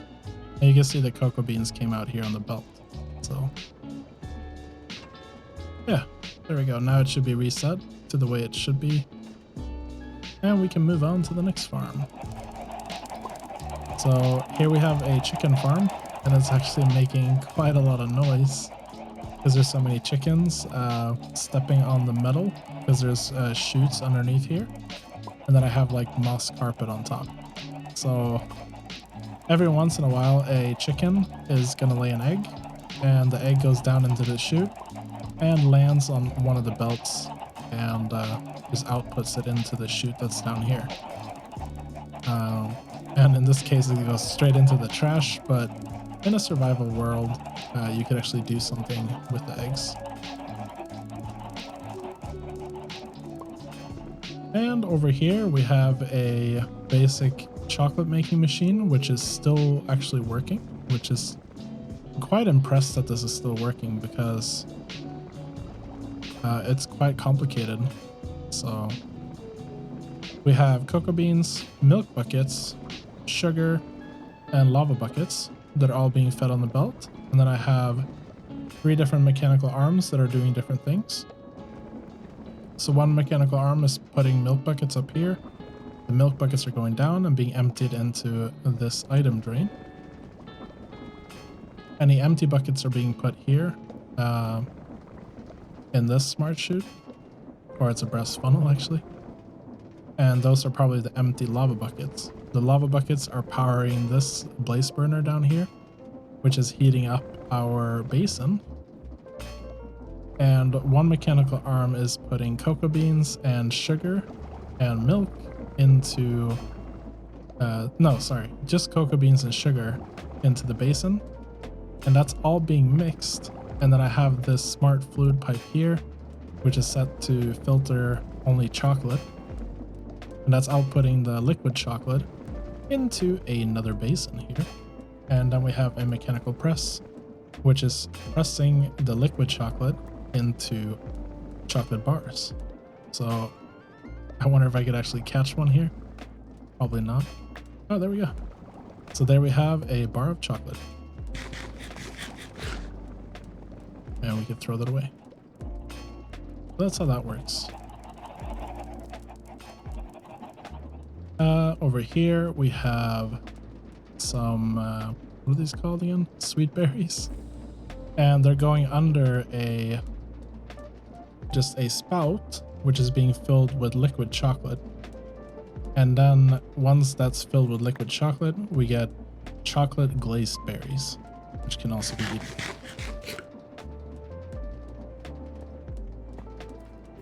And over here, we have apples that have a spout filled with honey, and they're being covered with honey. And then we get honey, or just honeyed apples. I'm gonna say honey glazed apples, but yeah, honeyed apples. So they're kind of fun treats that are part of the crate mod. It's pretty awesome. Here we have a basic tree farm. So it'll probably take a little while for a tree to grow, but we can use some bone meal to speed it up. And once a tree grows, then this tree farm will use mechanical saws to cut down the entire tree. And then this portable storage interface will output any items that it received into the other portable storage interface, which is here.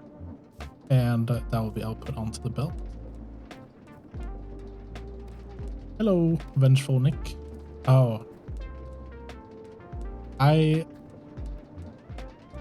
remember, I know you're from my Discord, but I don't remember exactly. But I know you were here yesterday, I believe. Is it? No, it's a Mega? Or am I mixing you up with someone else?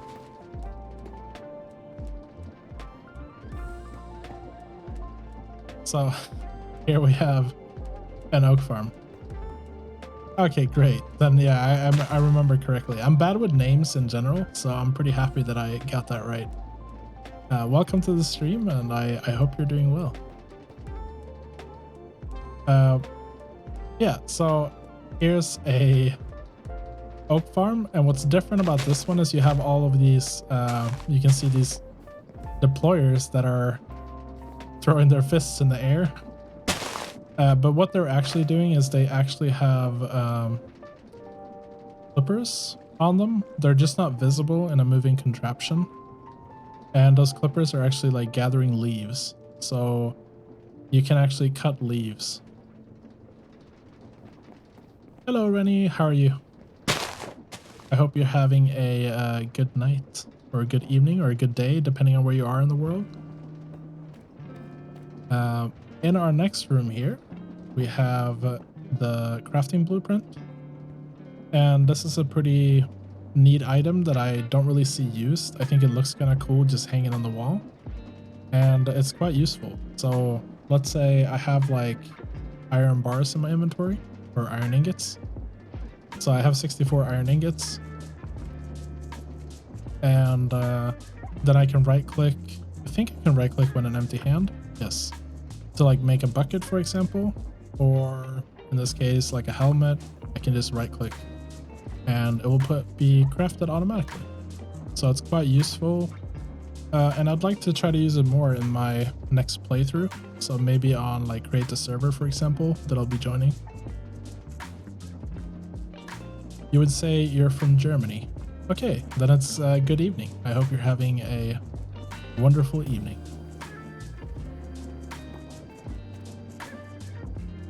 We'll go ahead and throw these items away here. 5.1 requires 1.19. No. 5.1 only requires 1.18, I believe.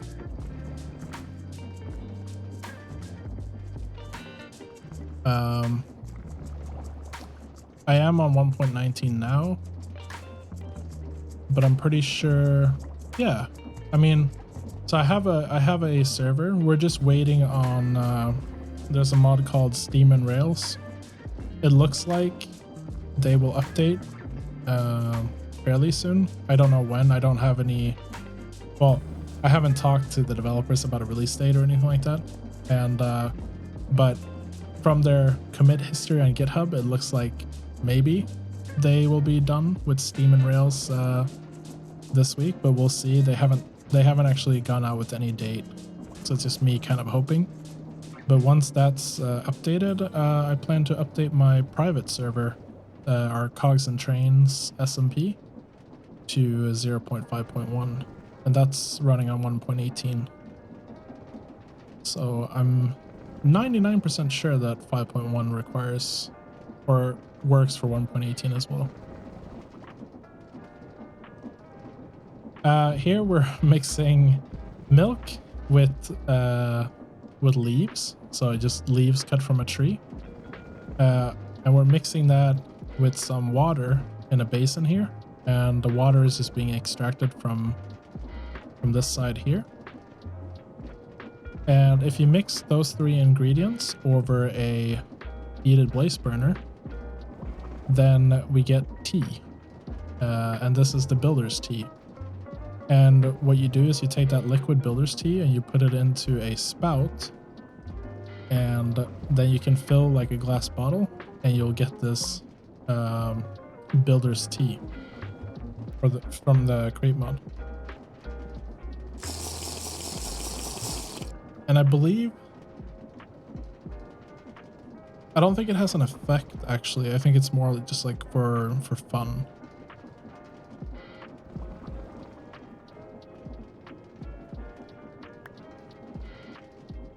Do you know when we get a date on if our application for the server are accepted? I assume you mean create the server. I'm not personally managing the applications, but those who were accepted, and there was a lot, there was like 4,000 applications.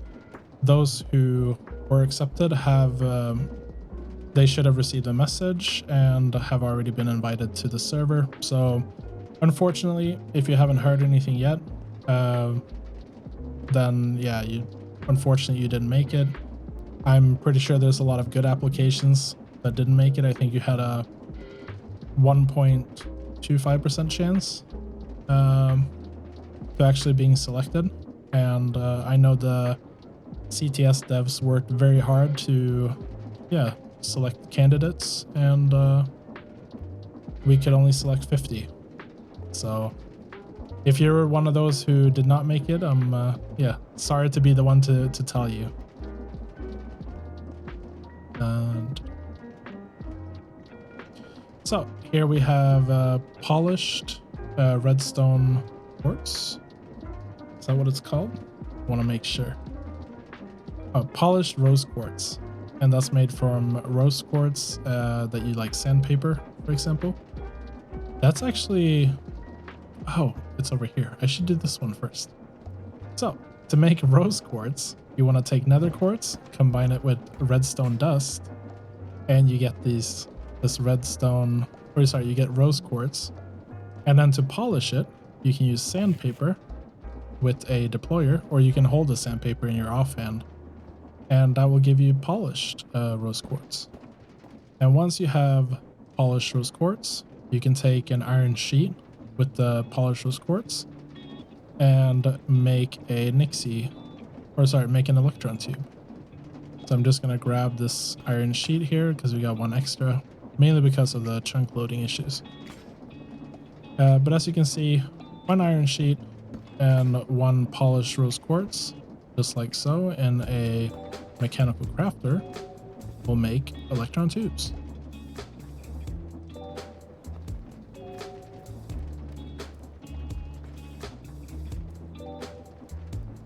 Oh yes.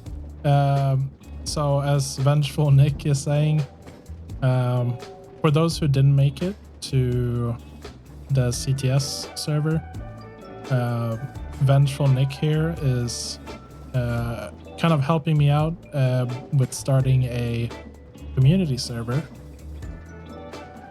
which it won't be launched at the same time as CTS, but a little bit afterwards. So we're kind of getting some ideas for what exactly we want to do. We're probably going to do a stress test in the coming weeks just to see how everything's working. You can watch either me or Uberstream CTS. Yes, but there will be a stress test coming up soon, and we're kind of fleshing out what we want to do for a community server there. And Vengeful Nick here, or Mega, I forgot the full screen name now. Megatron. Yeah, there you go. Mega will help me run that community server is the idea. So it's something that's being worked on, and hopefully we'll launch. Yeah, we don't have a launch date set, but maybe a few weeks after the CTS launch is the idea. We will kind of see how it goes. Okay, back to what I was doing. So here I'm taking obsidian and I'm putting it into crushing wheels, and we're automating sturdy sheets here. So we need powdered obsidian, which you get from crushing obsidian. There's also a 75% chance to get some obsidian back, but our obsidian is just going to pass through this process without being touched. And then we have our spout here, which is going to pour lava onto our powdered obsidian, and then 2 mechanical presses, which are going to stamp the powdered obsidian with lava on top into a sturdy sheet. And for sturdy sheets, you can make chain casings, which we'll get to a little bit later. You can also make schedules with it. And over here, we're going to make train tracks. So to make a train track, we're going to have stone slabs with iron nuggets. So you need, for every stone slab, you need 2 iron nuggets. And what we do is we take a deployer with an iron nugget and we place it on the stone slab, and then another deployer with another iron nugget and place that down as well. And then once that's placed, we stamp it with a mechanical press, and that is going to give us train tracks.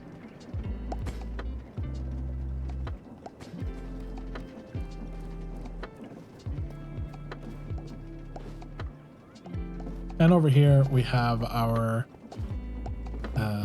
casings that we're making. So if you have brass casing and you put a sturdy sheet on top of the brass casing, you'll get train casing.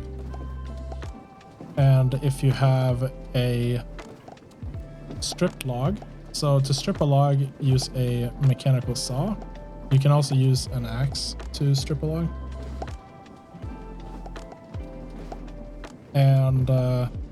And then place a copper ingot with a deployer on top of that stripped log to make a copper casing.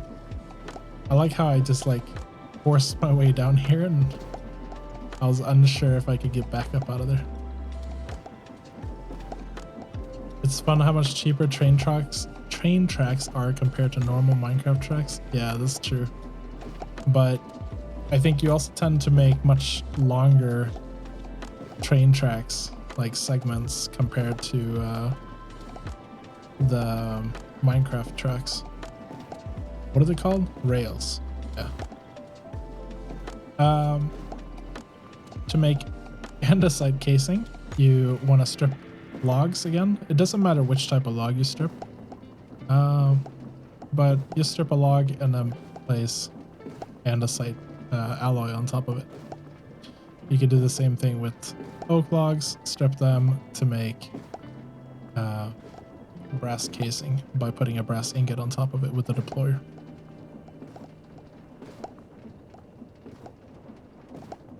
Yeah, and also getting to the actual train is a bit of a process too. Yeah, true. I think this, like the first time I did it, making the actual sturdy sheets felt really difficult. Like I remember like the very first time I was doing it. Now it's much easier because you know how everything works, but like finding a good way of getting obsidian and then like turning it into powdered and everything, it felt like I was doing something really special. Like, I don't know. It was an involved process with a lot of steps. And oh yeah, brass was really expensive too. I mean, it still kind of is when you're starting out, but I've gotten better. I've gotten better at gathering resources. So, and here's something that has actually broken. So I think this is the same issue that we had before. Oh, this chest is probably full. Yes. So we have a full chest with items here. And that's filled up our machine over here. Actually, I'm not sure how that's happened. I guess it got stuck and eventually it just broke. How should we solve this? I think if we remove that and we take our creative stuff. Yeah, creative crate. Oh, J.R. Walter. Hello there. It's been a while. How are you tonight? And we'll take a chute as well. And I think this will be a nice way to just empty that box of items because I don't need all of these items. CTS is gonna be lit. Yeah, I mean, I can't wait for it to start. It's gonna be pretty fun. Okay, so we'll remove the zinc from here. You kind of throw this away. I'm just trying to clear all the items because we want basically one zinc and one copper ingot going in. Or how's the recipe again?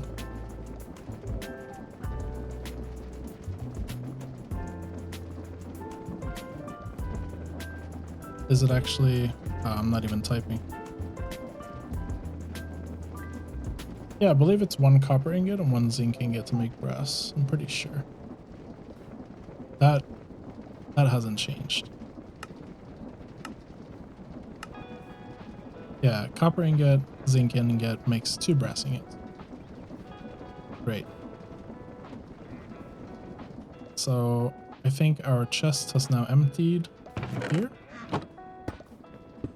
So we can remove this, put down our floor and everything again.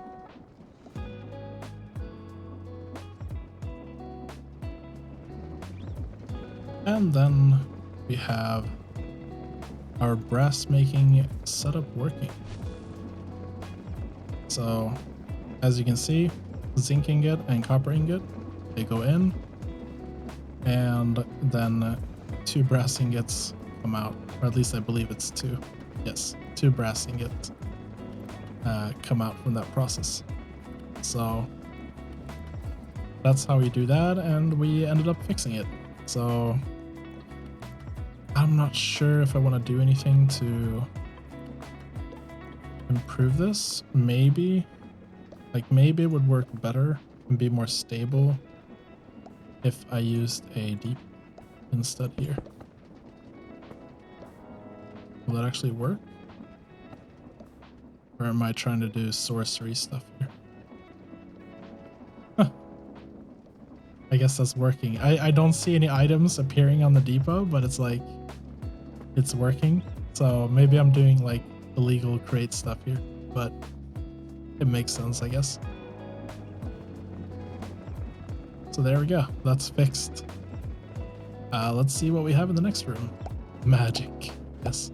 I mean, do you know, Packy? Like, is that, or maybe Blackie knows, like, is that actually allowed, or am I actually doing something wrong? So my question is, like, having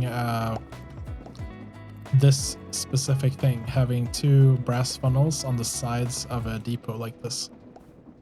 One for input and one for output. Is it allowed? Mega, you're saying it's allowed, but the funnel is pulling them out instantly, so that's why I don't see them. Yeah, it could just be a visual bug. If it works, it works. Yeah. Okay, let's look at our precision mechanisms. So here we have our brass sheets that are just going into this belt. I also have a setup here. So this smart observer here is checking the belt, and it's only outputting a brass sheet if the belt is empty. And that's to like prevent overflow on the belt that's like rotating the precision mechanisms around. Yeah. You have something similar on a steam engine. Okay, so it's not illegal. Then I'm following the rules of the crate mod. I also have a smart chute down here, which is basically extracting any items that are broken. So like, yeah, this like andesite alloy is gonna extract through that smart chute there. And then up here, I just have, you know, the recipe. So the recipe for a smart, or for a precision mechanism is 1 small cog, 1 large cog, and an iron ingot on top of a brass sheet, right? And it has a small percentage chance to fail, and it has to do this process 5 times. So these are just rotating, and once they've rotated 5 times, they'll be done, and they will be extracted by this funnel here. So as you can see, yeah, okay. Here I actually use the same setup, so I have 2 funnels on a depot, so it's definitely, it's just me questioning my own tactics. If you want to quick fill lava buckets to get put into the machine without being seen on depot. Oh, okay.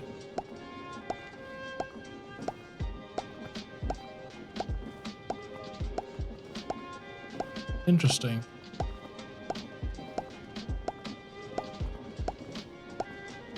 Yeah, so I guess it's just too fast. That's always been a thing, and I'm just not remembering it. So yeah, we have the same thing here. The precision, well, it is showing up, but I guess it's because the belt is moving so slow. So yeah, this precision mechanism is blocking the output. Yeah, that's how you make precision mechanisms get automated.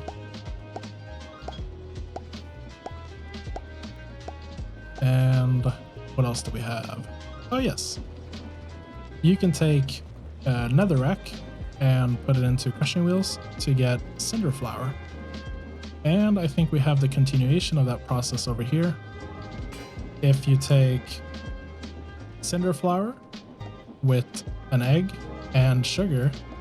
You put them in a basin, and then you have a mechanical press to put them together. You'll get a base for a, what are they called? A blaze cake base. And if you pour lava into that, you'll get a blaze cake, which is used to get more heat from your blaze burners. It's like the maximum. Then they'll become superheated.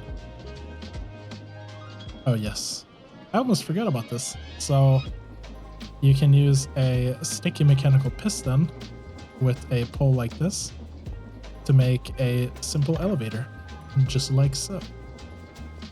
And if we go down, we have this room down here, which surprisingly is still working after the update to 5.1. But basically what I have here is I have a kelp farm. It's kelp, right? I'm starting to question myself. With a minecart contraption and some harvesters. That's just harvesting kelp as it goes around. And then we have a portable storage interface, which is going to deposit the kelp here on the belt. So we got 3 kelp from one run around this room. And as you can see, it's just going to go around. You probably could have the arm grab them right from the depot. Yeah.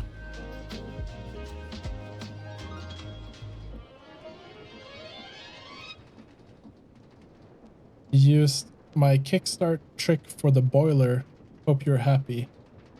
I didn't want to, but I was out of space. Yeah, I mean, it works. So I think you're talking about my 50 steps to becoming a crate mod expert, where I have like the smallest boiler, I believe. And yeah, you can start it by just hand cranking. It's quite nice. I mean, it saves you from having to set up a water wheel or something like that. Okay, and here's another elevator that you can use. So here we just have encased fans blowing air at 256 SU, just straight up. And that will allow you to go up like this. A very simple elevator, but it works. At least going up. Going down is a little bit harder, but I think you can like shift. Yes. So if you hold shift, you actually go down. Oh, I flew up in the ceiling. But there are some drawbacks to having such an elevator, but it can be quite refreshing, if I may say so. Yeah, having a farm with windmills still works. So this is just using a windmill bearing to, yeah, with some sails here just to rotate. And then it's, yeah, picking up radishes and what. And we have the portable storage interface over there.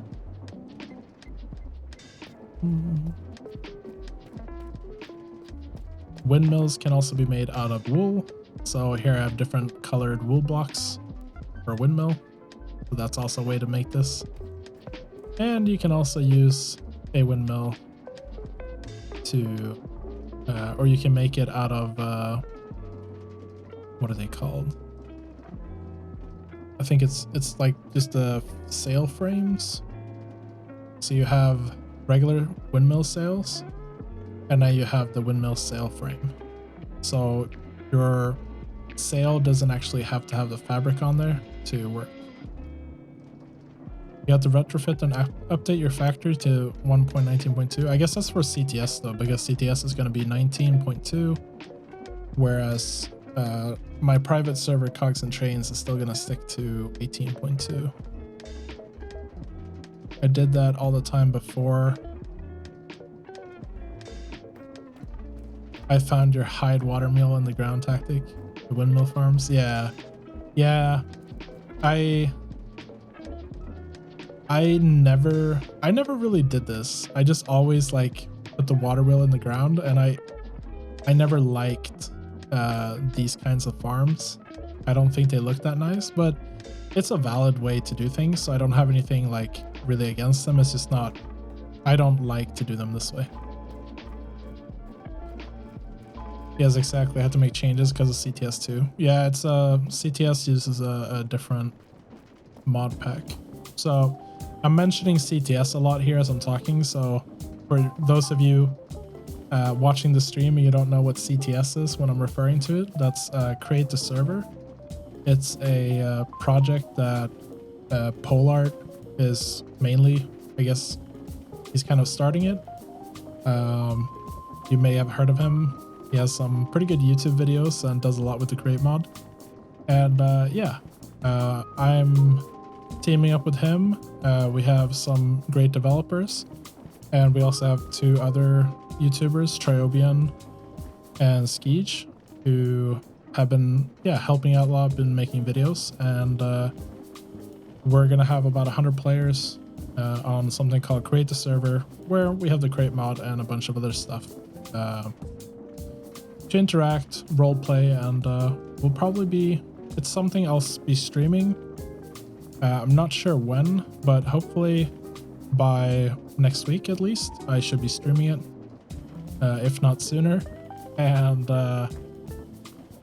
then yeah, I'll also be making some videos and publishing those to my YouTube channel. So here I think, I don't know if it was you, Blackie, that we were talking about the frequency stuff, but you can make a brass funnel output faster by giving it a very quick redstone signal like this. So you can see the difference. Instead of 2.2 blocks being the maximum at max speed, you can actually get between 2.4 to, I think it goes up to like 2.8 something blocks per second. So this is definitely an increase over this other alternative here. And to make that redstone signal happen, I would just have a redstone link with 2 redstone repeaters.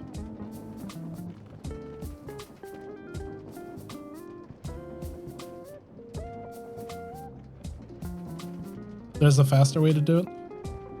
So how would I do the faster way?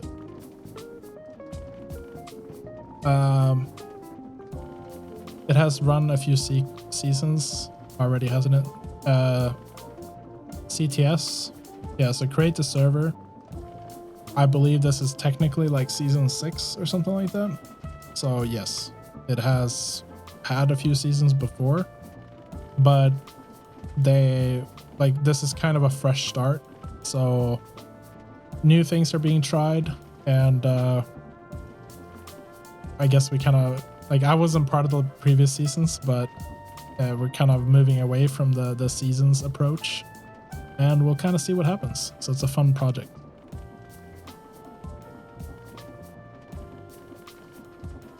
Okay, so you can also use metal girders like this, and you can put shafts through them. So they can rotate like this, or they can be stationary. It doesn't matter. And to put a shaft through a metal girder, you just right click like this, and don't know how to remove it. Yeah, you can right click with the wrench to remove it. So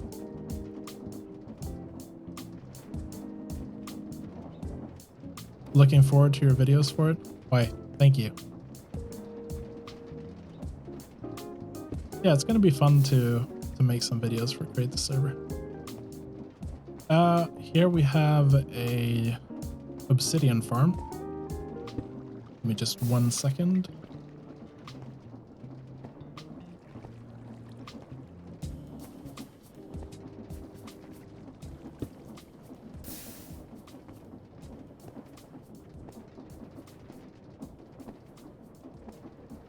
So I had to get a quick drink because I'm talking so much.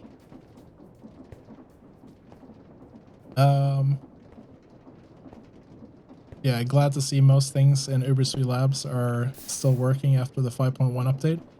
Yeah, I was surprised. I mean, the main issue for Uberswe Labs was that every single fluid tank was empty.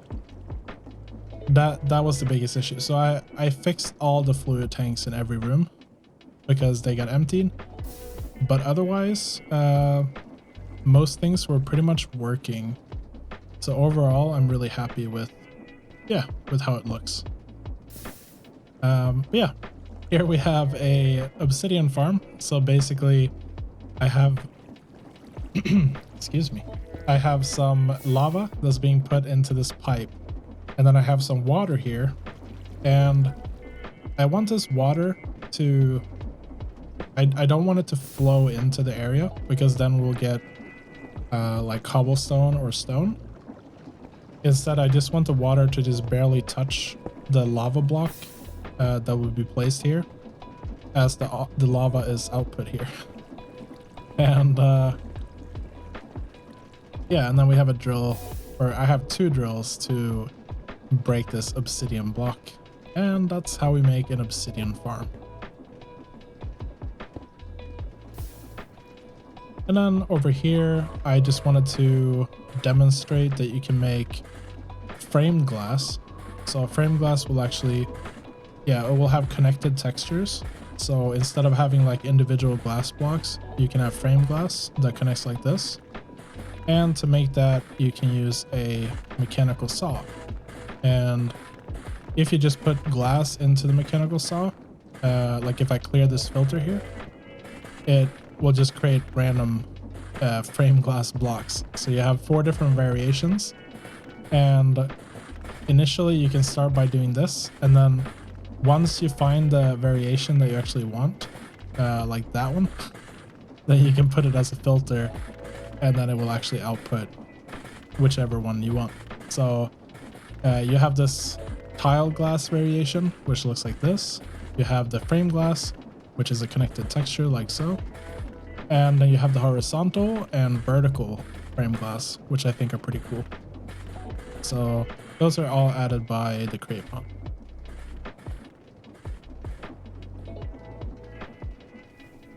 Next, over here,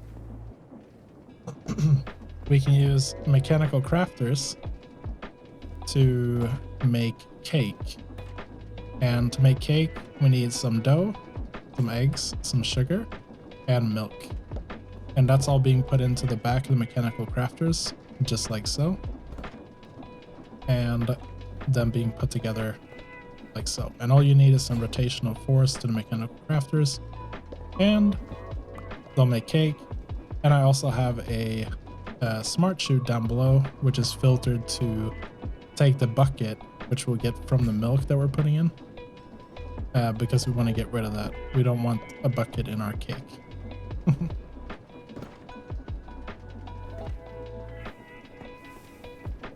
Over here, I'm kind of demonstrating that it's possible to place down a contraption using deployers. So you have this deployer with a wrench, which is picking up the contraption. The contraption goes on the belt, and then it goes into that deployer, which is placing the contraption on the rail like that. So that's something that a lot of people don't know, is that you can actually like transport contraptions on belts and have them placed with this deployers. So you thought that was a chute for the bad eggs? Well, nope. All the bad eggs go into the cake. We don't want to waste any bad eggs. Yeah, you can also make a steam engine. What is it called? Am I saying it right? Steam engine, yes. So you can actually make a steam engine, and it's built using fluid tanks, and the fluid tanks become boilers. This is something I do want to simplify, like if I make another video, because I do have plans to make a video for like 200 different things you can do with the crate mod. But yes, we're not going to simplify it tonight because I don't have time right now. Different stages of it. Yeah, I think I want to start with a basic one, and maybe this is a little bit complicated how this works. Like for someone who's new to the mod, I want to show the most basic version, because I find it like I didn't know a lot about steam engines when I built this, and now that I've like gained more knowledge about them, I would like to demonstrate a basic one, but I could have a basic one on the side here and then like a big one on the other side to show off both versions. Just so you can see like what's the maximum size with maybe, you know, some superheated blaze burners, like what's the maximum power you can get and what's a basic one and how easy is it to build as you're starting out. Because if I start a new game with the crate mod, I would go for like the Steam engine like really early. When I started out with the crate, I waited too long to use it. You need to go. It's a good night. Yeah. Thanks for stopping by, and yeah, I wish you a good night.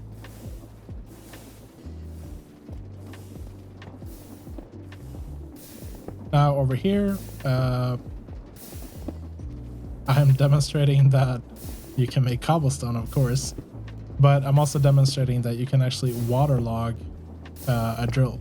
So you don't need like water on the other side or anywhere else. You can waterlog the drill directly like this. Your friend did a whole chunk of water wheels stacked. Yeah, I've done that too, so I know the feeling.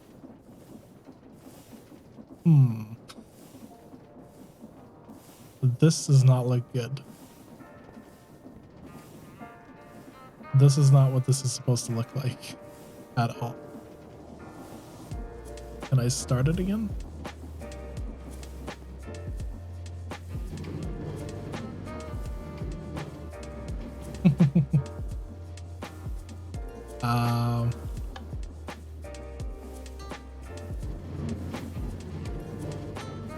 I guess it kind of works.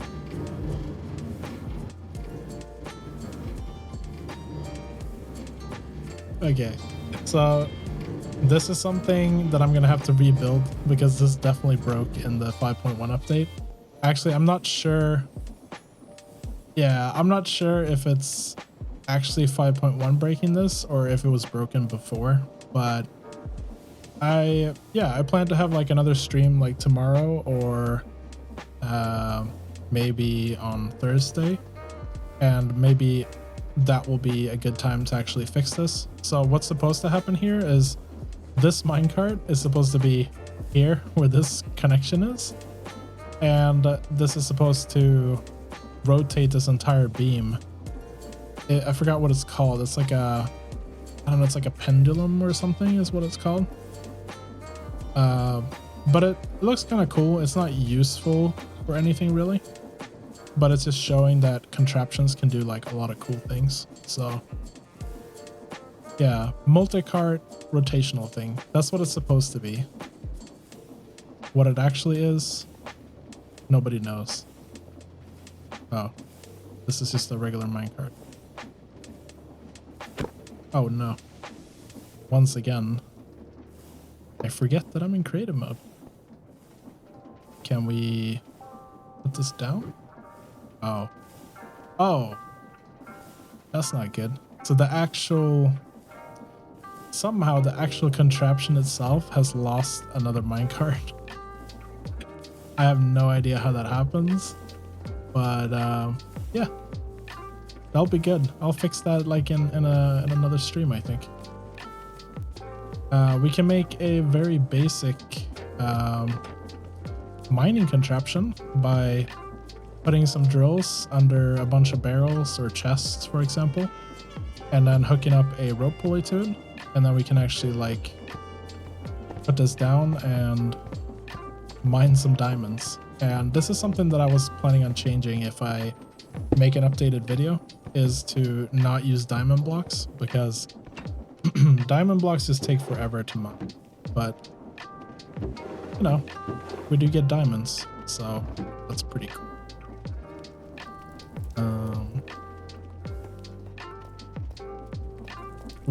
What else do we have? We have a haunted bell. So if you have a regular bell, you can haunt it by blowing soulfire on it with an encased fan, and Haunted Bell, you can actually right click to see areas where monsters can spawn. So you can see back here, it's actually dark enough for mobs to spawn. So with the Haunted Bell, if you don't have F3, you could check if monsters can actually spawn anywhere in your base. So kind of a neat feature, I think. Over here we have steam whistles, and you can make them in different heights and different like widths, different thicknesses, I guess, to get different notes. So you hear, yeah, it actually says now. Oh, I think that's new. You see it says like pitch D sharp. I believe that's what it is, F sharp. I'm not good with music, so please correct me if I'm wrong. Let's see here. Steam whistle. So if we make this a little bit longer, then we'll get D. And then we'll get C sharp. Hey, I know this one because it's a programming language. I mean, technically F sharp is too. Somebody probably made a D sharp programming language as well. But yeah, if we turn these on, you can actually hear different notes. So you have, that's F sharp, that's D sharp, and then we have C sharp. I guess it's the pitch that we're changing based on the width. And to change the width, you can like right click with the wrench, and then we get a different pitch. Like I said, not really music literate, but I did my best to explain it. Yes, the sheep farm. So I used to have a gantry shaft that ran across here, and it had like a deployer with clippers or shears. Why am I saying clippers?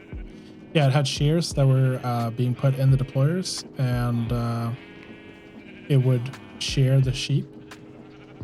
But I decided to do away with that because it kept like bugging out all the time. It was really cool, but it was like overly complex. So what we're gonna do here, I'll do this in the next stream. I think it'll be good to save it. And we'll put these sheep on seats and then have some deployers like from above or from the side, shear them, and then we'll have belts that bring back the wool. So that's something I'll do in the next episode. Oh no. So after the 5.1 update, apparently this has broken, which is kind of interesting. So it's my Ferris wheel for villagers. And is it like completely broken, or does it just need to update?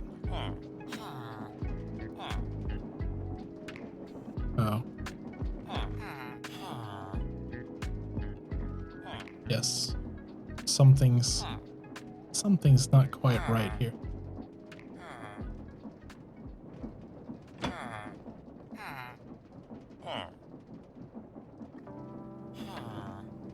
Okay.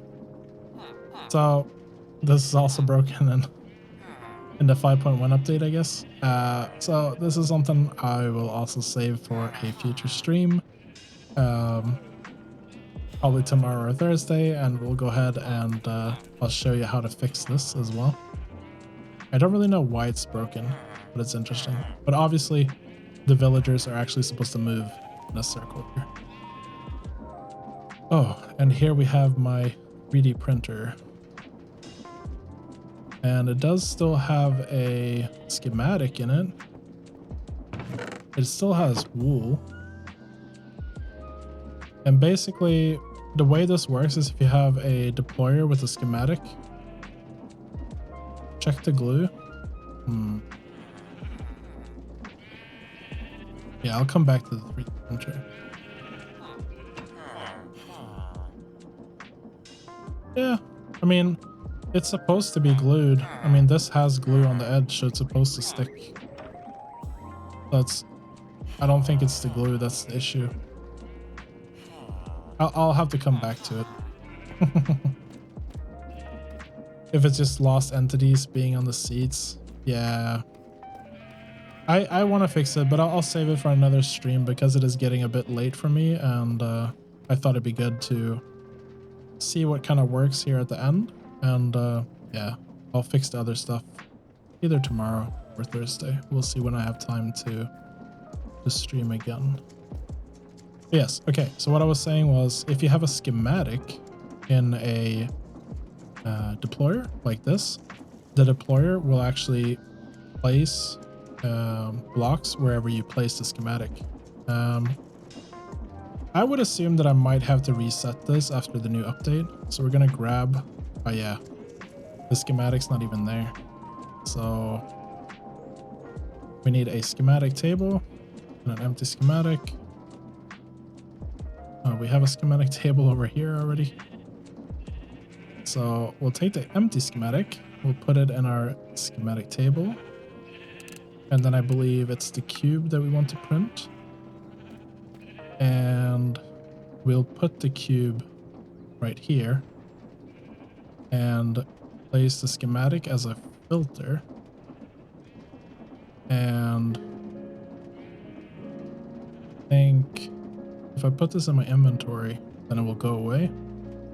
But you guys remember where I put the cube. So hopefully this works. If we go toward the back, there we go. So it's actually placing blocks. And then we'll go right.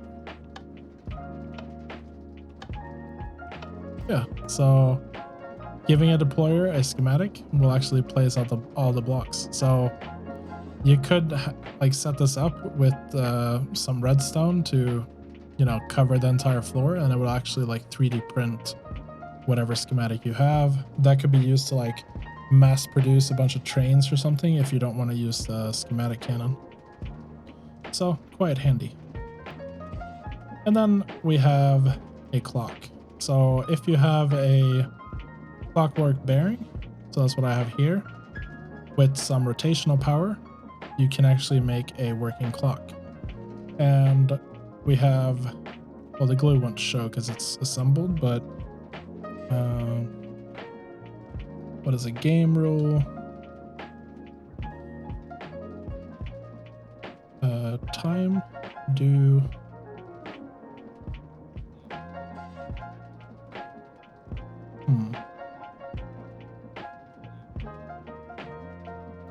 what is it actually that starts the timing in? Yeah, but like time set. I know I can set the time, but I forgot. And it will update, but I forgot what actually updates, like what starts the time, right? Isn't it like do daylight cycle or something? Yeah, so if you do daylight cycle, if you set that to true, then yeah, thank you.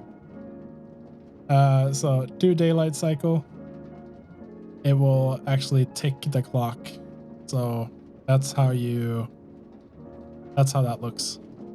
So it can be quite useful for, yeah, making a large clock somewhere. I have it on my train station in my Cox and Train SMP, and I guess it could fit on like a clock tower in a city or something like that.